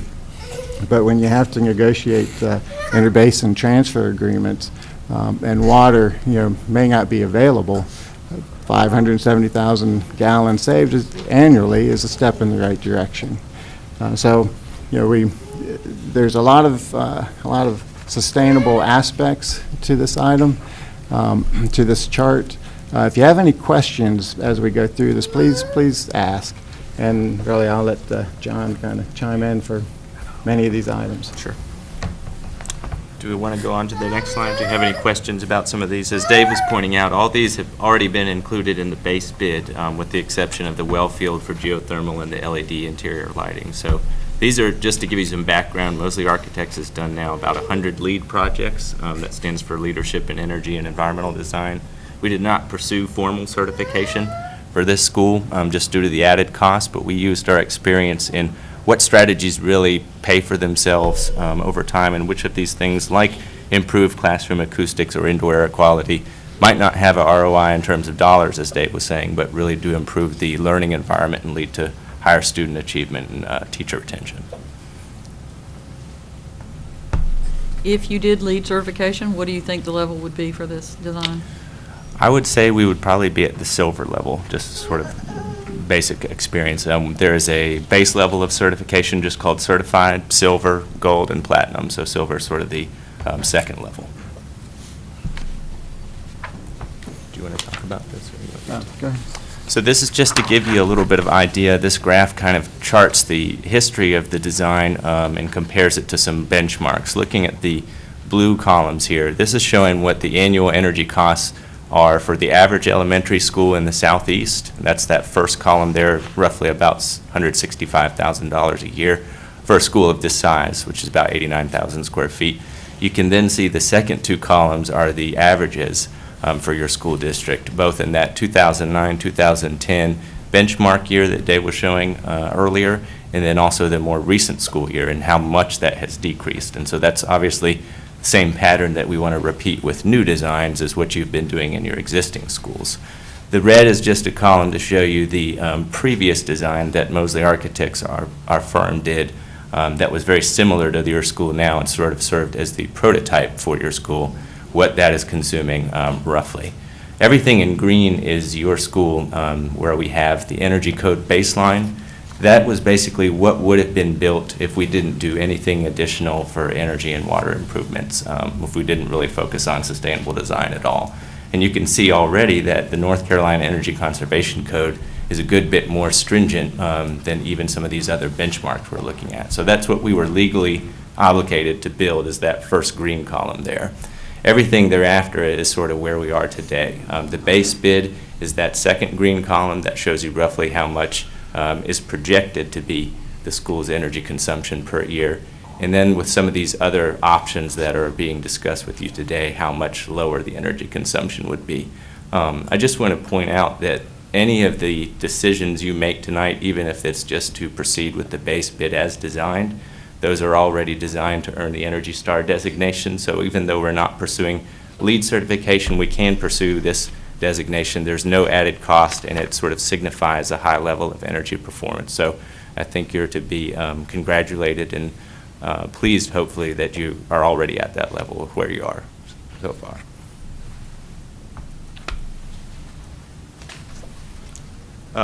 Just to give you some background before we get too far, geothermal, we have used that term already, and I'm sure you have discussed it elsewhere, is basically also called a ground source heat pump. This would be like a heat pump that you might have at your house, but instead of using air as the medium with which it transfers energy, it's using the ground. So this can be used for both heating and cooling year-round.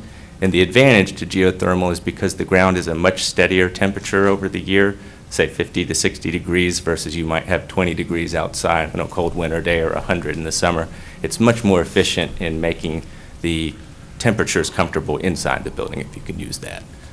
The other two terms we wanted to share with you, because they'll be used here and there, are net zero energy and net zero ready. Net zero energy basically means a building that doesn't use more energy over the course of an entire year than they produce from on-site renewable energy sources. And by that, we mean you may have solar panels on the roof, you may have wind turbines on the site, so that basically you have some component of renewable energy that is offsetting the amount of energy that you have to consume. So you're producing a little bit more than you consume on an annual basis. A net zero ready school would be one that is highly efficient, that can become net zero in the future as you add potentially solar panels to the roof at a later date. So it's basically going ahead and bringing your energy usage down now through efficiency so that you can be ready to become fully net zero ready later on. Let me add that really as a strategy, as this board has to wrestle with budgets and budget process is getting ready to start, the next year's utility rates are always a big issue because you're trying to project what is the rate going to be. If you under-project, it's big trouble. If you over-project, well, that's a problem too. So trying to guess that utility rate is difficult, and it's a big deal, especially when you look at the size of this county, when you look at the size of the school system, the number of facilities. So it's millions of dollars, that are at issue. So if you, as a strategy for the future, net zero is one that really provides some insulation. It helps buffer that as you. It lessens the impact of the variable of the unit rate. So hopefully you're following that as you reduce your energy consumption a great deal, and you're now generating electricity in this particular case. So whatever swings there may be, you're generating the electricity too. So it insulates you from that cost. Any questions about that? Okay, let's go to the next slide. We wanted to share with you sort of the financial analysis that we have done to help you understand the two bid alternates that are still being decided. The LED lighting alternate, basically this is a replacement to the fluorescent lighting that is already in the base bid. The contractor that was selected priced that alternate at about $40,000. And based on the projected energy savings and maintenance savings, which are actually much more for LED than the energy in this case, are projected to pay for that alternate in 10 years or so. So roughly speaking, you may have this school in operation 40 to 50 years.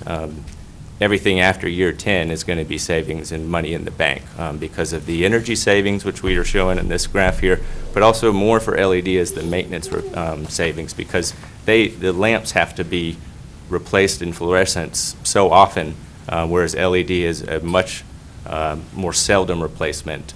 It's really just a driver component that has to be changed every so often. The real savings for LED are somewhat due to energy, but much more so the maintenance of staff not having to go and make those replacements and also not having to pay for the bulbs over time.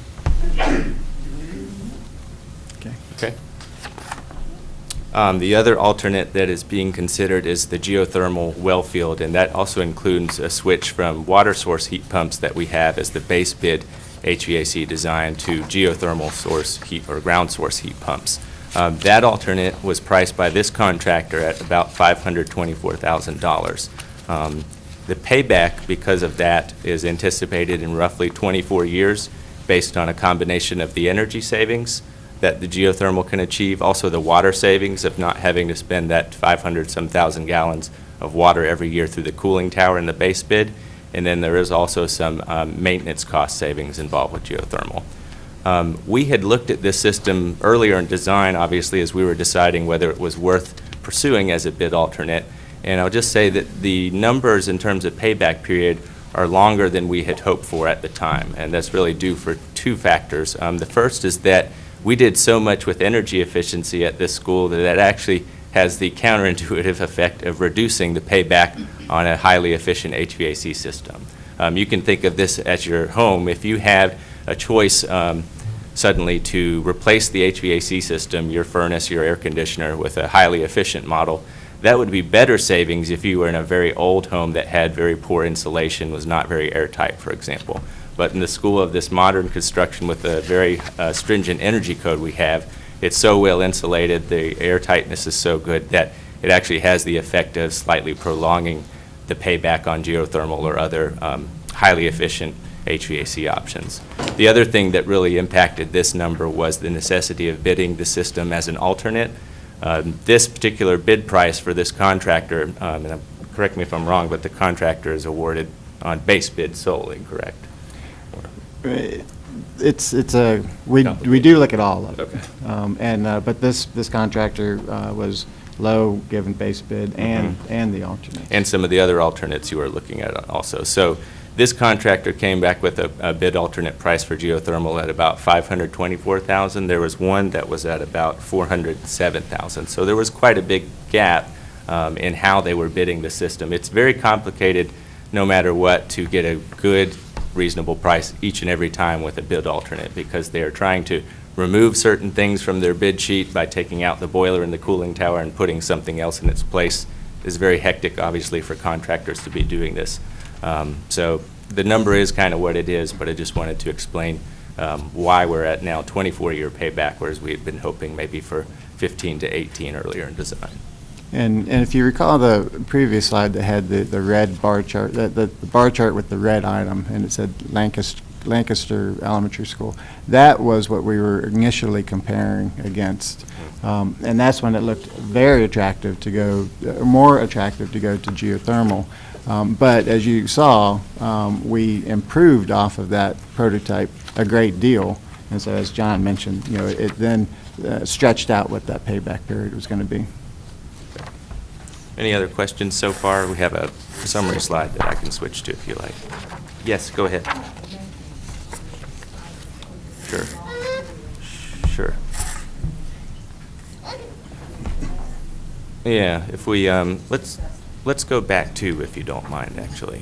So for LED lighting, the maintenance, and one more, actually. There we go. So the maintenance is the 1, 2, 3, 4th column there.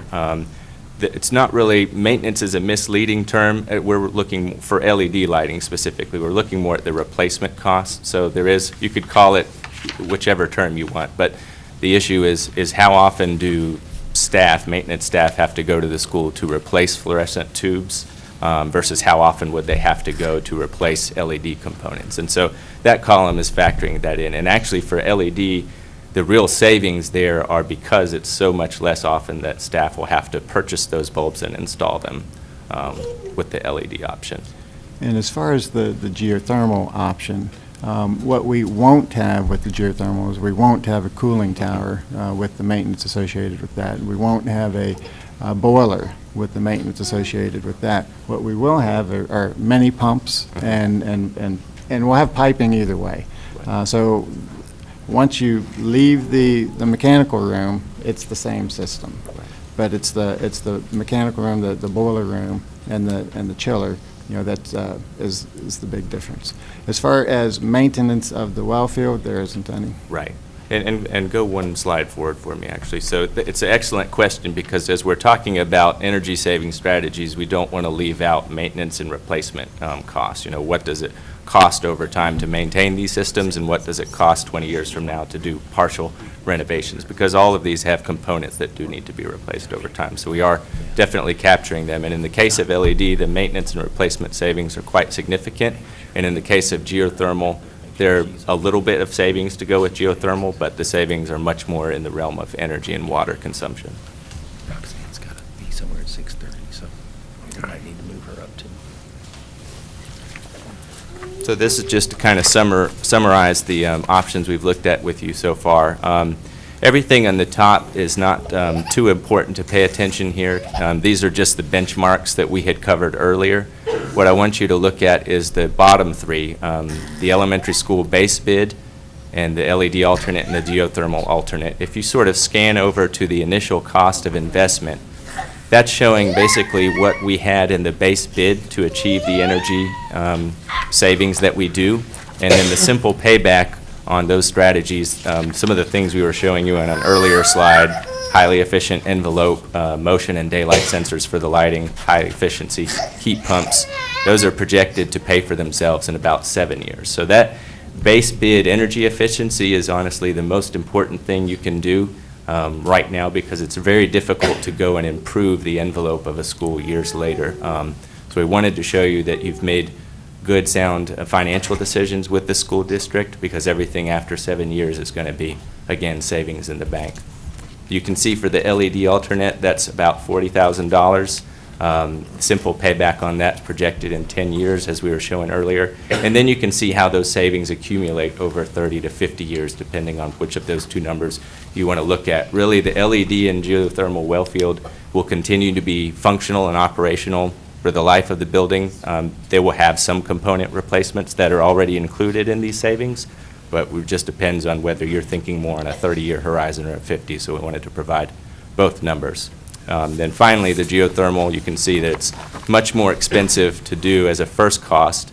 The payback is longer, but it does save quite a bit more money over 30 to 50 years because of the scope of the geothermal well field. It has the potential to be much more of an impact than LED lighting does. Any questions on this information? So you might have said this and I missed it, but as the architect, what do you see as the life of the school? What's a reasonable expectation? You can comment if you like. He's the architect. I'm just the energy guy. Okay. So, but yeah. I think it's very reasonable to expect the building to last 40 years solidly, 50 years, very possibly. And we typically expect With maintenance. That's right. And certainly, a 50-year life, we know, that we have to stretch that out longer. And that's into a whole different subject of when the most economical time to replace a building is. It's not always a good option for counties, so 40 to 50 years, but expect it could be 70, 75 years. Right, and it's a good question, because that is typically, we do numbers for 30 and 50 years, but often we're seeing other school districts be faced with the reality that funding seems like it'll always be tight. So you may be operating the school with these systems for longer than that. But we want to be at least a little bit more conservative in the estimates we're showing you here. So. And what this also shows, when you look at that initial cost of investment, $40,500 for LED, the potential savings, the calculated savings, $385,000 for 30 years. That's a very nice return on investment. Again, as John mentioned, the geothermal alternate, it's a higher, substantially higher initial cost of investment. But again, that return is great.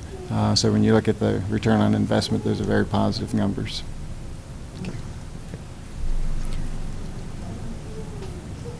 I have one question that's really not related to this, but it came to my mind. What is the usage of these pervious pavement systems for parking lots, et cetera, that put water down into reservoirs for use for the, not so much for elementary schools, but high schools with the athletic fields, et cetera, et cetera? Is that being used in the schools? It's certainly something that we've been aware of, and I know Mosley has done some projects, incorporating impervious pavement. Impervious pavement is an expensive material and solution. The alternative for it is that you hope that you can get some credit on your erosion control needs. But not always. Some jurisdictions don't actually include it as a credit. So it costs more, first cost. It's a tougher maintenance item because you do get some soils, that do run into it that then degrade its effectiveness. I don't know if you want to add to that. I think those are all good comments. It's something we definitely have experience with and even considered for this school, but we're seeing it employed more in localities where there is a very high charge for the amount of impervious surface on a site, and that often goes hand in hand with a very high value of land. We have seen this used in more urban areas, for example, a high school in outside of the DC metro area, where if we didn't do porous pavement or a rainwater cistern or some of those technologies, there would really be nowhere to build a school because there's nowhere to put a stormwater pond. That was not the case for this site. So right now, that's not proving to be a very feasible strategy for some locations, but maybe over time. So. Okay. Yeah, this is just a brief summary of kind of where we are with your decisions and discussions tonight. The main option is to move forward with the base bid and all the energy efficiency and other sustainable design features that have been already programmed in, or to consider either or of these bid alternates. Could be the LED interior lighting and how much will be saved there, or the geothermal. These are the same numbers we've been showing you already, but just to kind of have them as on screen as you ask questions. Do you have questions, Commissioner Poole? I do. Could you put it on slide number 2? Are you at the end? Mm-hmm. I'm sorry? Were you at the end of the PowerPoint? Yes. Okay. Yeah. I didn't mean to interrupt you. Unless there are other questions related to anything else. So. And Kelly, you might want to answer. This slide jumped out to me. And then your comments a little bit after that were a little bit contradictory based on the rate that you have to pay for utility services, which fluctuates. I understand that. You used the term avoidance versus savings. So are you currently, since 2009-10, 5 years later, are you currently saving $1.5 million over what you paid in 9-10? Or what does that line mean? Okay, I'll give that a shot. Had the school system not embarked on the behavior modification and not pursued the HVAC audits, the consumption would have continued to have been high. So project what that energy consumption would have been over that time period. Also incorporate utility cost increases to it. And so that's the avoidance. So you don't have $1.5 million in hand. You just didn't have to pay it which you would have done it had the school system done nothing. Okay, can we get a actual and budget amount per year since 2009-10 of your cost, what you budgeted for electricity and what you paid, just the total, not per school or per building, whatever, for electricity, natural gas, and water sewer? So that, because what I would like to see is and then could you also note during that 5 years, were there additions? So you added 100,000 square feet, which would indicate that you obviously are now using utilities for additional square footage, which would account for an increased cost. Because, again, avoidance means that you prevented having to pay that. What I'd like to be understand is, were there in fact any savings over this 5-year time as a result of the efforts that have been made? Because I think based on the terminology used, I'm not certain if there were savings. And you pay utilities out of the local allotment that you get from us. We do. So I would be interested to see how you've done over the last 5 years in those 3 areas to see what savings you've had versus avoidances. Does that make sense? It does, and I budget probably, I think Pam and I have had this discussion before, I budget my utility expense based on my historical references. And so if my utilities were $5 million for 2009, and then it was 5.1, and then it was 5.2, then that's what I'm going to base my budget on.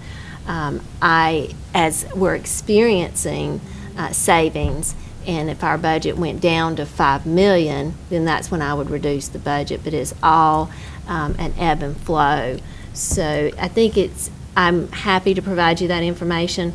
I'm not sure if it's going to get you what you're focused on. Well, if you do budget and actual, then that would show me that you budgeted $5 million, but you actually spent 4.8. Or you budgeted $5 million and you actually spent 5.1.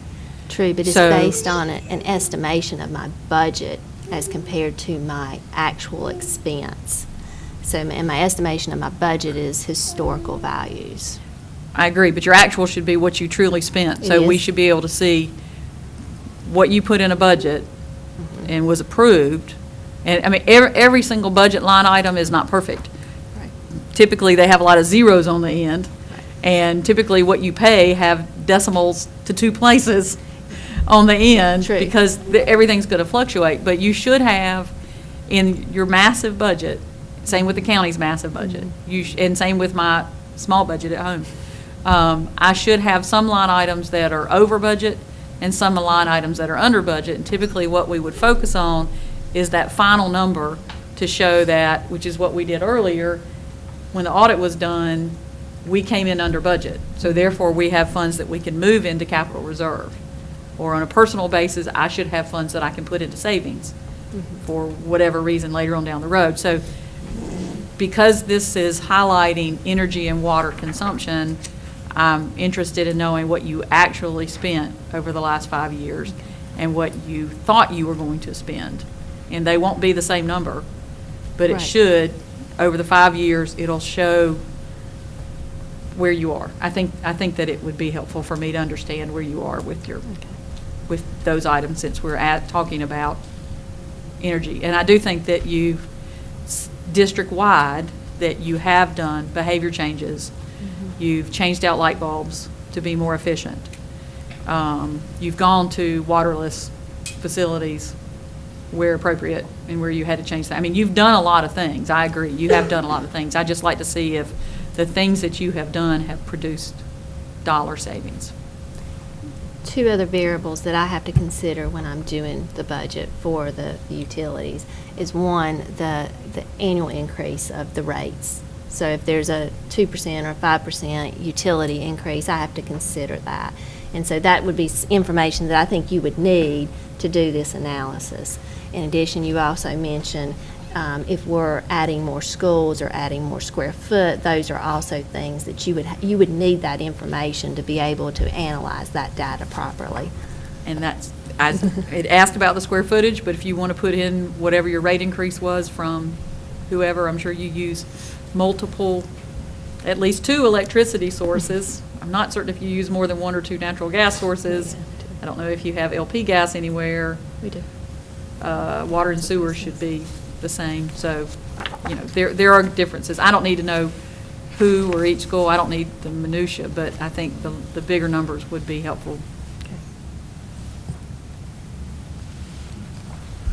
And I can add some to Ms. Poole's, if it's okay, Mr. Chairman. Certainly. Since I was on the board, I got the education, you know, about what we did a number of years ago with a company to help us avoid cost, which we have done. I think that we're, just from my own opinion, I think that we're a far cry from where we need to be. The behavior habits that we have tried to introduce, I'm not sure how effective they are, because some of the people that I have talked to realize considerably more in savings than what we have in a period of a number of years. And they did that, more than that, considerably more than that in just 1 year. And so I'm not sure that, you know, we have full effect of avoidance in the school system. And to go along with what Ms. Poole said, as far as the 5 years, I don't remember what year we did the contract with Educon, but I think it was a 3-year contract, and it's probably getting ready to run out, if it hadn't already. And so what I would be interested in, to go along with what Ms. Poole said, she wants to go back to 2009. That would probably be enough to tell us what we were paying before Educon and now what we're paying after Educon, taking into consideration the cost increase for utilities and the addition of, well, we added Winkler Middle School, and maybe, I'm not sure what schools were in that period of time there. So obviously you have to add that, take all that in consideration. But,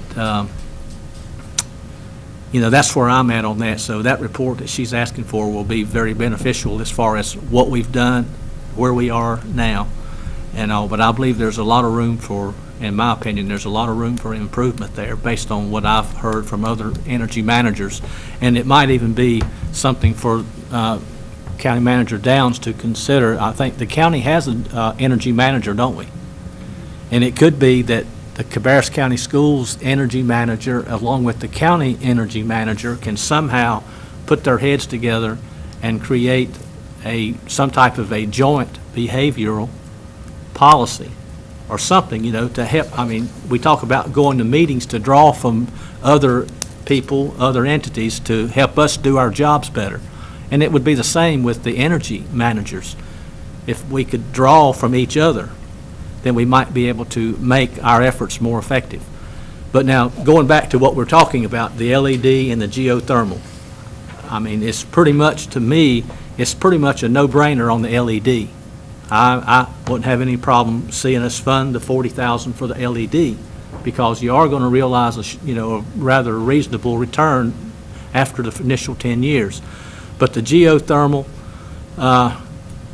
doing the research that I have already done on this, it's not new technology by no means. It's been around for well over 100 years. But the problem is it's not cost effective initially, because you see $524,000 just for the well field and the things the components. And, I just can't see, my own opinion again, with us putting that $524,000 into something that I think over a period of time will become more prominent. And it will also, because of the lack of competitiveness, it will probably come down in cost. Because right now there's not much competition out there, because there's not many people in the whole country that do geothermal systems. Am I right? Well, certainly this part of the country, if you're in Texas or Oklahoma or other places like that, many more well drillers. The pool of well drillers, I think, has increased, but slowly. Early, I did a geothermal project 1996, I believe. And it was the same issue then, is you're trying to get well drillers. That's certainly a big issue with it. This is a big, outlay of funds. It does, have a positive, cash flow for it, which is a good thing, but you do have to wait, quite a few years to realize it. And taking all of that in consideration too, Dave, looking at what this county and this board's going to have to make decisions on in the upcoming months, and even, short term, the schools that we've got to finish, the other things that need attention, and just like we talked about the same school, Odell, for the road improvements, upwards of another $1 million laying there that we're going to have to look at. And I can't see putting $524,000 in a geothermal that's going to give us a 25, 30-year payback when we know we're going to have to fix the road out at 73 sometime before the school opens. And so that's my logic on that. So, Thank you, sir. Could we get it by Friday so we have time to look at it next week? Sure. Thank you. Great. Okay. Any additional questions? I had a couple. Would this school be net zero ready as currently designed? Oh, that's a great question. There's no one definition of what net zero ready is. It's really a range of energy efficiency that would be sufficient to fit enough solar panels on your roof, say, although some are doing net zero by putting it on the ground as well. We have an energy use intensity, it's a technical term we don't need to go into, but that would be pretty close to what I would consider to be net zero ready. But with the geothermal well field, you would definitely be in the realm of what almost anyone would consider to be net zero ready.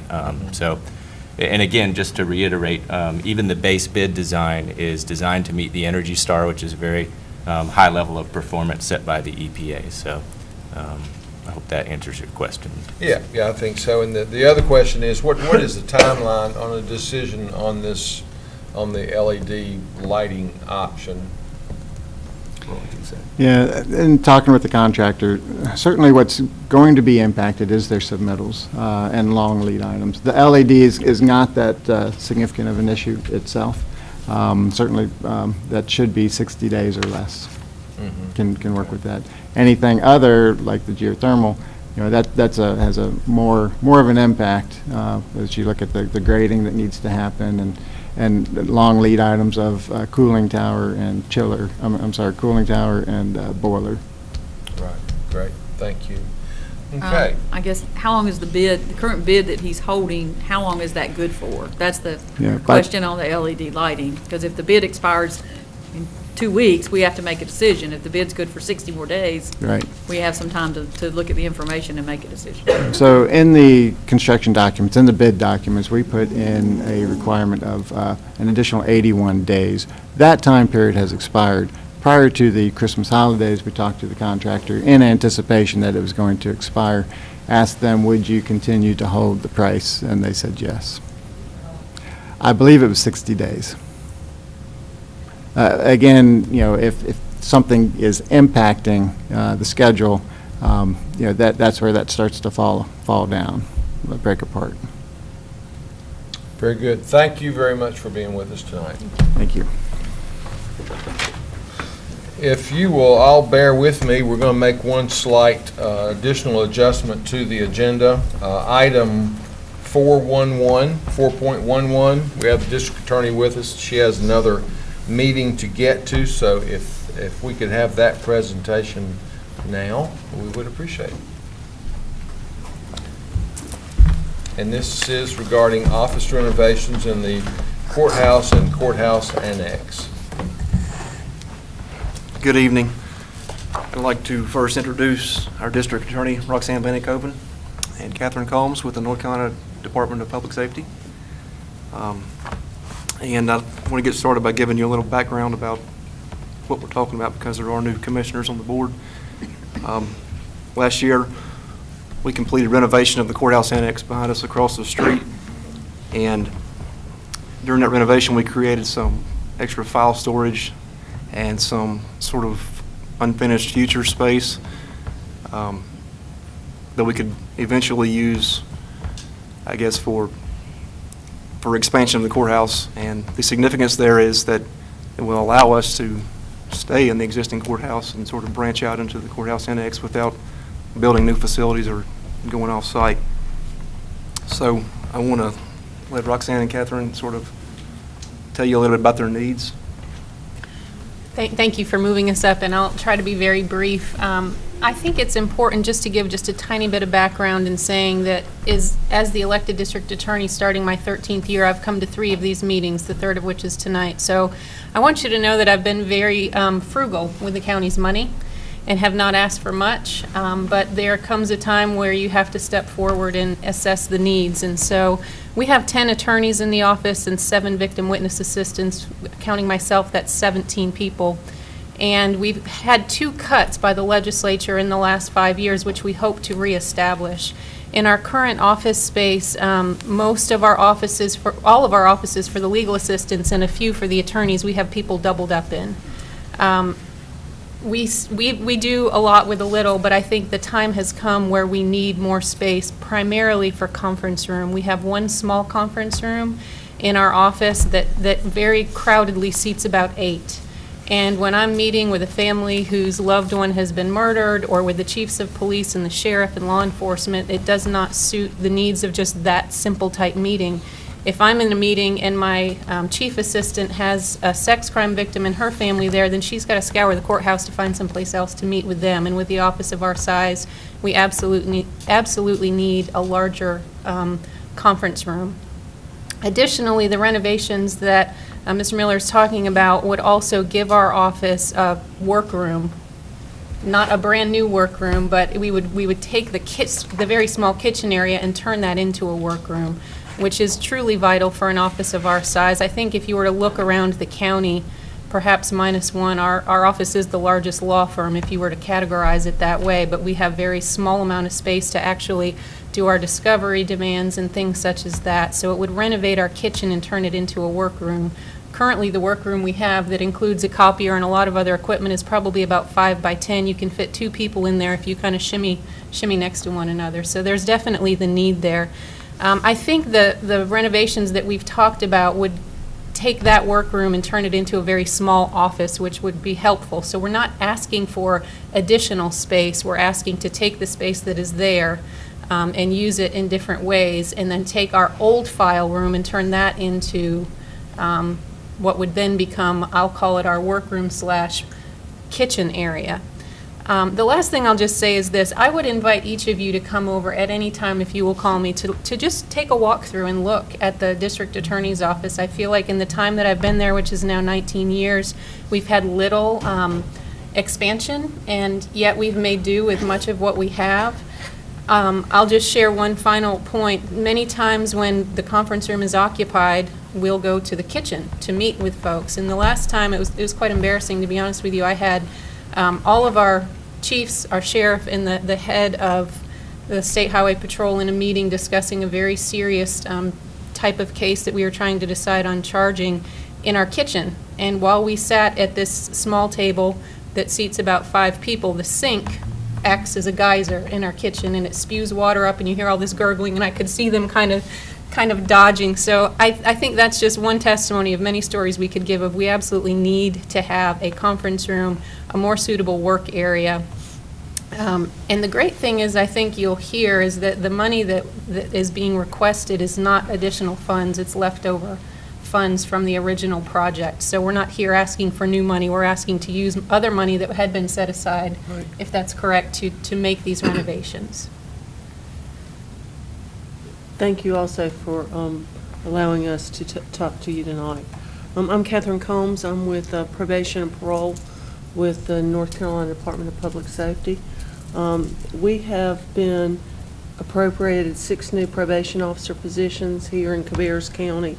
We have nowhere to put those 6 probation officers. Currently, right now, we are supervising 1,926 offenders that have been sentenced to probation or parole here in Cabarrus County. And the General Assembly has provided us with 6 more probation officers to help with supervising those offenders. As Roxanne said, I have been in Cabarrus County since 1991 and have seen our department expand greatly, and we've had to double up on offices, and that's very difficult with us having to utilize confidentiality when we are supervising offenders. We also have community service coordinators that do community service or send offenders out into the community to do community service. We have supervisors that have to supervise those probation officers, and we have one secretary. But we do not have any more space to put 6 probation officers.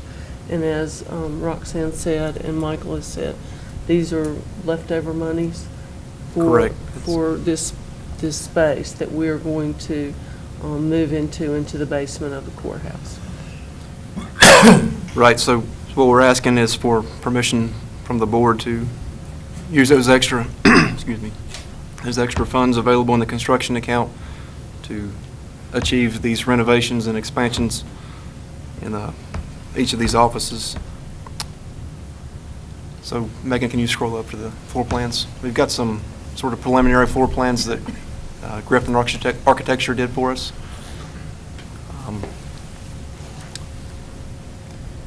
Go on down to the floor plans, please.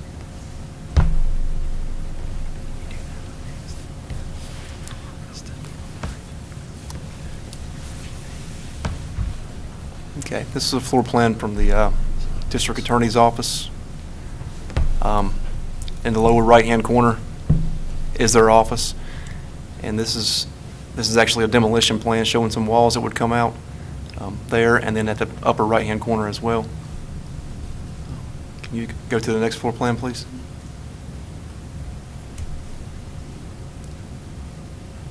This would be what we're proposing to construct. It would be, as Roxanne said, a new workroom in the upper right-hand corner. And over to the left, there'll be a larger conference room. That would be the new break room right there. And sort of the right-hand center top. Let me go to the board. Well, while he's walking up there, if I can just interject one thing. So the right-hand corner is our current kitchen. That would be turned into the workroom, the top right-hand corner. Our office space starts in the bottom right-hand corner and runs parallel up to the top area. Moreover, the area that I hate to call it a break room because I don't feel like we ever really take a break. At lunch, my attorneys included, we all bring our lunch in and we spend probably 7/8 of that time talking about cases in court that day, and it's really a working lunch most days. So even though we'd be eating in there, we'd still be doing case preparation and planning for the afternoon sessions or any other hot issues that may come up. And that's this section right Yes. here, which was previously file storage, moved over to the courthouse annex. The other conference room is right here, which is some space that the custodians vacated, and they moved into the courthouse annex also. So there'd be a new wall right here and sort of create this whole suite for the DA's office. We'd also be enlarging the reception area here to allow for a full-time position in that area and some new cabinetry there for storage. Go to the next floor plan, please.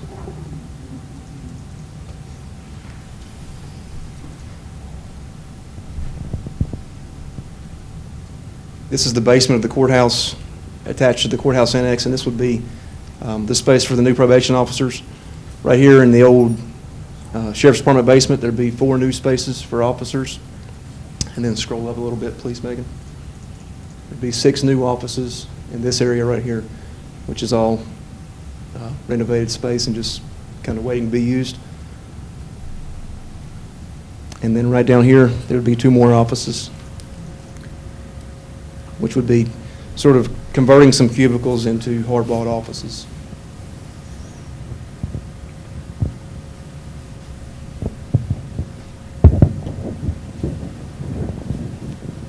While you're finishing up there, the $189,000 that you have unexpended, was that part of the construction budget contingency? Or did you have a contingency for that project? We did have a contingency. I don't know if that's just general. I don't have those numbers off the top of my head.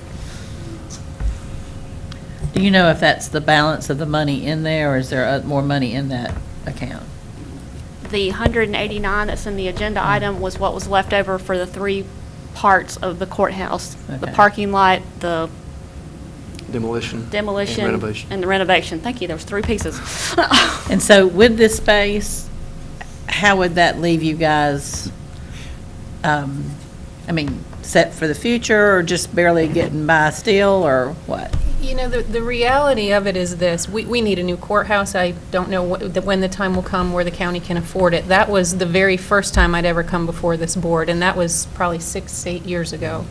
My concern is the more we put Band-Aids on this, the longer we're going to extend the new courthouse. But in the interim, we can't not have this space. I mean, as the chief law enforcement officer of this county, when I have a family who's lost a loved one, that I've got to jockey from this room down to a 3rd floor little cubby hole, we're not giving them the service that they really need. And I feel as though, to answer your question, it'll be a stopgap, but over time, we'll need more space, because truly, at least on that 3rd floor, which is where our office is, once this space is taken up, there's really nothing else to be had up there. What's the rest of that floor?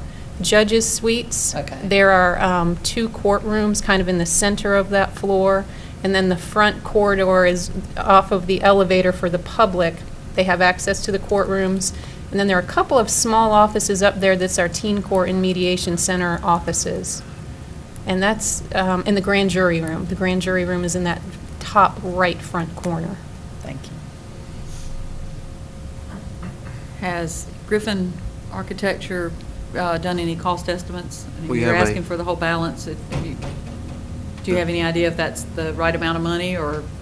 Yes, ma'am, that's a And I will little, preface that as saying that I don't think architects do a very good job of estimating cost, because the estimates that I have seen based on what the contractors bid never seem to hit very well.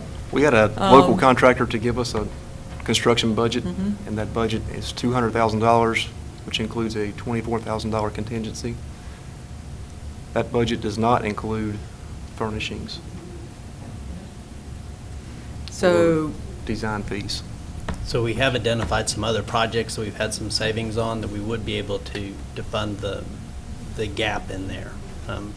We were talking to Pam this afternoon about some of those. We finished already finished some other construction projects that we've achieved some savings on, including some work that Michael had overseen in this building for recaulking and sealing of the building that could help us get to that amount. Now we do, and Mr. Griffin is here, our architect.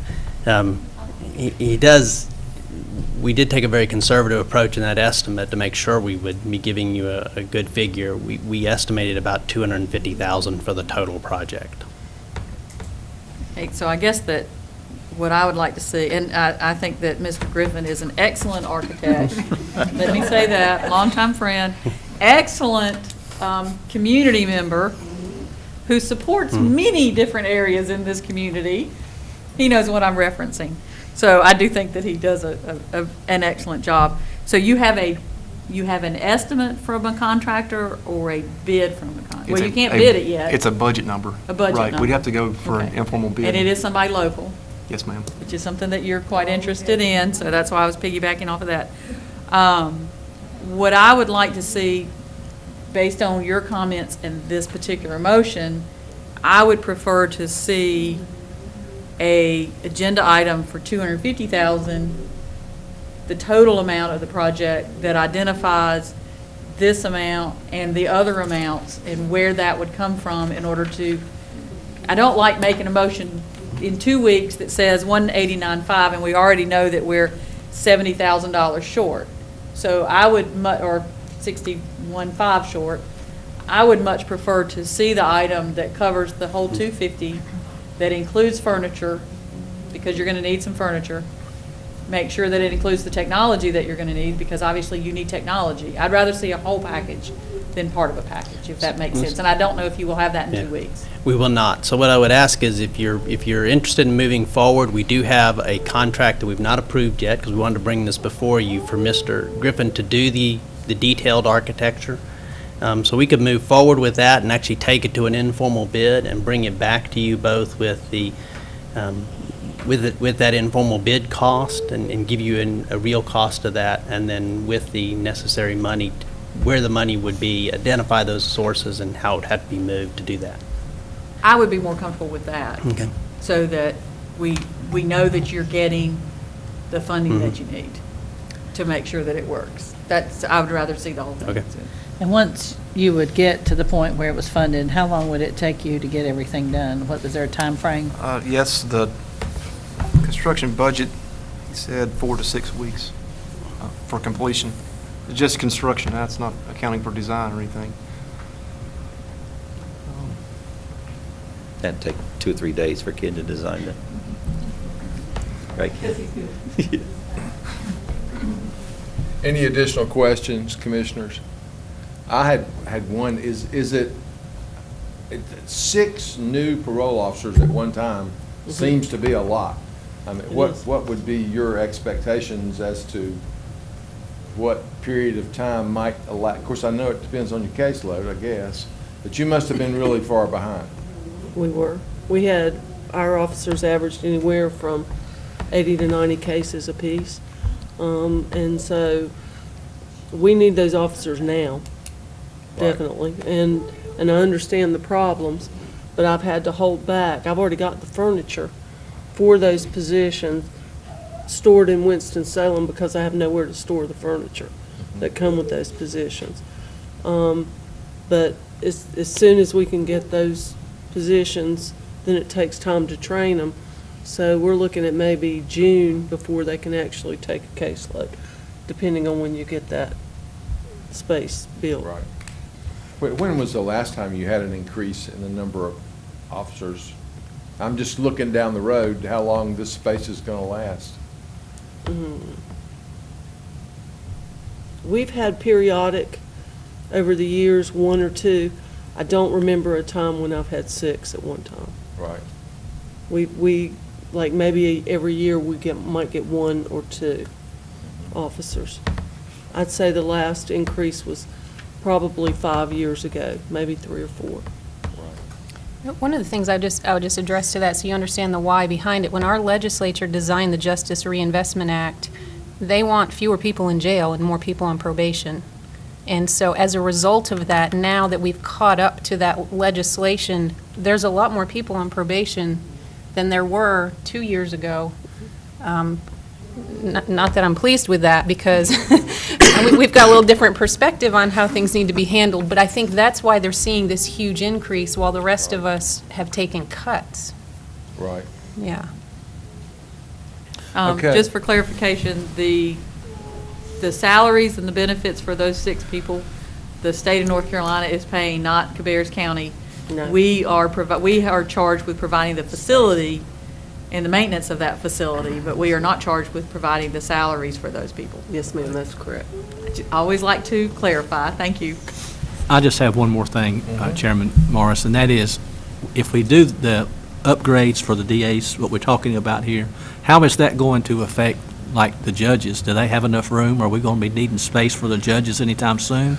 That maybe, instead of maybe these 6 that we're talking about, is some of that going to maybe be available to the judges? Well, the best answer I can give you from that perspective, not being a judge, is that I believe they have less need for conference room space because they have chambers and they use the courtrooms themselves. There are, counting our Superior Court judge, 5 judges, with each having their own office space, chambers, as well as the courtroom. So I think we're going to eventually, I don't know when, get more judges. And so I'm trying to think if we have any other physical space for offices for No. judges. No, Probably there's not. So, as part of the answer to that too, Michael has already been working with the judges within the last few weeks. What the courthouse annex did for us was it allowed us to move, it's allowing us to move records out of the courthouse into storage that we created in the courthouse annex, and the judges are doing that to gain more space for themselves. So we found 2 more spaces for them to store records also. But it's right, each time there's someone added, we do this shuffling act to try and find space. And what the annex has done, and we do have some additional space that we can upfit in the future. It's fairly rough right now, but the annex has given us some of those spaces that primarily we can move records into. We may have a little bit more space so we can do offices, but mostly we're going to be using that as a facility to relieve space in the courthouse and then renovate in the courthouse for new offices. Well, I just wonder if it would be more cost-effective, Jonathan, to take that into consideration, because, you know, we've learned from school construction, it's a lot better to do something when you're doing it than to bring a whole new crew in at some other time. And if we could anticipate, because Roxanne, you know what the caseload is already in the Cabarrus courthouse already. It's huge. And I'm not going to say it's going to go up. I'm not going to say it's going to go down either. But there is a good possibility that we may get more judges, and if that would be the case, it would be, in my opinion, wise to make provisions for that while the construction crew is there making these modifications. And it's just some food for thought, but that's just my little 2 cents worth there. It'd be better to do it while we're doing it. It may probably cost us double to bring a whole new crew in, all new architects and all that again. I wholeheartedly agree with you on that, but I think the issue is this: there's only so much space in that building to have, and we're quickly running out of it. And I've also shared with the judges, yes, we have a need for more judges, but the legislature giving us more judges isn't going to allow us to do any more court without them giving me more ADAs, because we can get 3 more judges and they'll stare at each other because we don't have the resources to run the courtrooms. So then that will create a need for us to have more physical office space. But I think what we have is what we have right now, and I think we need to, I kind of feel like I have spent 19 years there not asking for much, but now I feel like I want to spread out and take what's left because there's such little space, and there is true need. But you're exactly right. We've got to also grow together. Yeah, if we do much more over across the street, we're going to probably have to move Ms. Combs' agency out of there so that the courts can expand and provide another space for them somewhere, or build a whole new facility. Because you've got the entire basement, right? Yeah, so that would free up a lot of space, but you got to find another facility for them to go that's suitable for their needs to be somewhat close to the courthouse and to where their clients and that type. But it is strapped. We bought we thought we were going to buy about 10 years on that expansion of the annex over there. We're probably more 5 to 7, if that much. I mean, it's filling up already. Yeah, I mean, it's full, so. And the courtroom space itself is an issue. I mean, so we can add people, but then we don't have any physical space to hold court. So the time will come where you will be faced with the decision of taking on a new courthouse project. It's inevitable. And that will be on your list at your retreat. Well, that was what I was going to allude to. He answered one of my questions: can the parole officers be located somewhere else if you need space for judges? But this goes back to what I was saying earlier about the schools. We need to know, where are we fitting a new courthouse into our plans and get it decided. And just a thought for when we're meeting with, in our meetings that we're going to have towards the end of the month, there's a new city hall being constructed. So right across the street is what they call the city hall annex on the corner, which is a lot of office spaces. So I think that is a conversation that we should have with the city, that's already divided up into office spaces. I'm sure there'd be some renovation, and the basement needs to verify that it's sound, but that might be a conversation that we need to have. You may, as you indicated, you probably have already had that conversation, but that would be one that I think we should pursue. Very preliminary. Okay, any additional discussion on this item? A little later on, when we talk about our agenda for the regular meeting, we can discuss whether we want to move this off consent to get back the information that Commissioner Poole has requested. We're going to make one more change to the agenda to move an item up, and then after that, we'll take a very brief break because I recall somebody asking me just last night what time we'd be finished. And I said, oh, surely by 6 o'clock.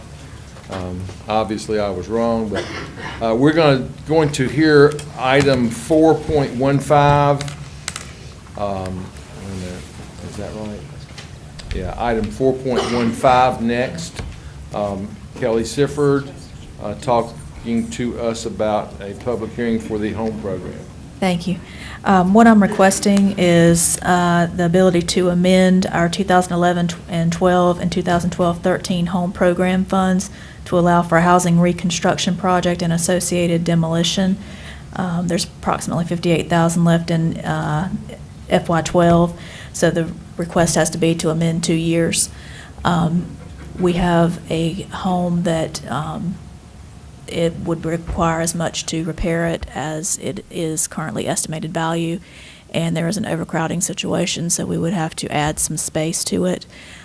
So we believe that a reconstruction project is more feasible at this point than rehabbing the home and adding space. Are there questions? We want to schedule the public hearing for January 20th. Right, so that is something we would need to, do we need to suspend the rules and vote on that? Do any of you have questions for Kelly about this item? I will just make a general comment that I believe that over the 6 years of dealing with Kelly and everything that she does and her department does, I think she's been extremely thorough with this program and making sure that there's maximum impact.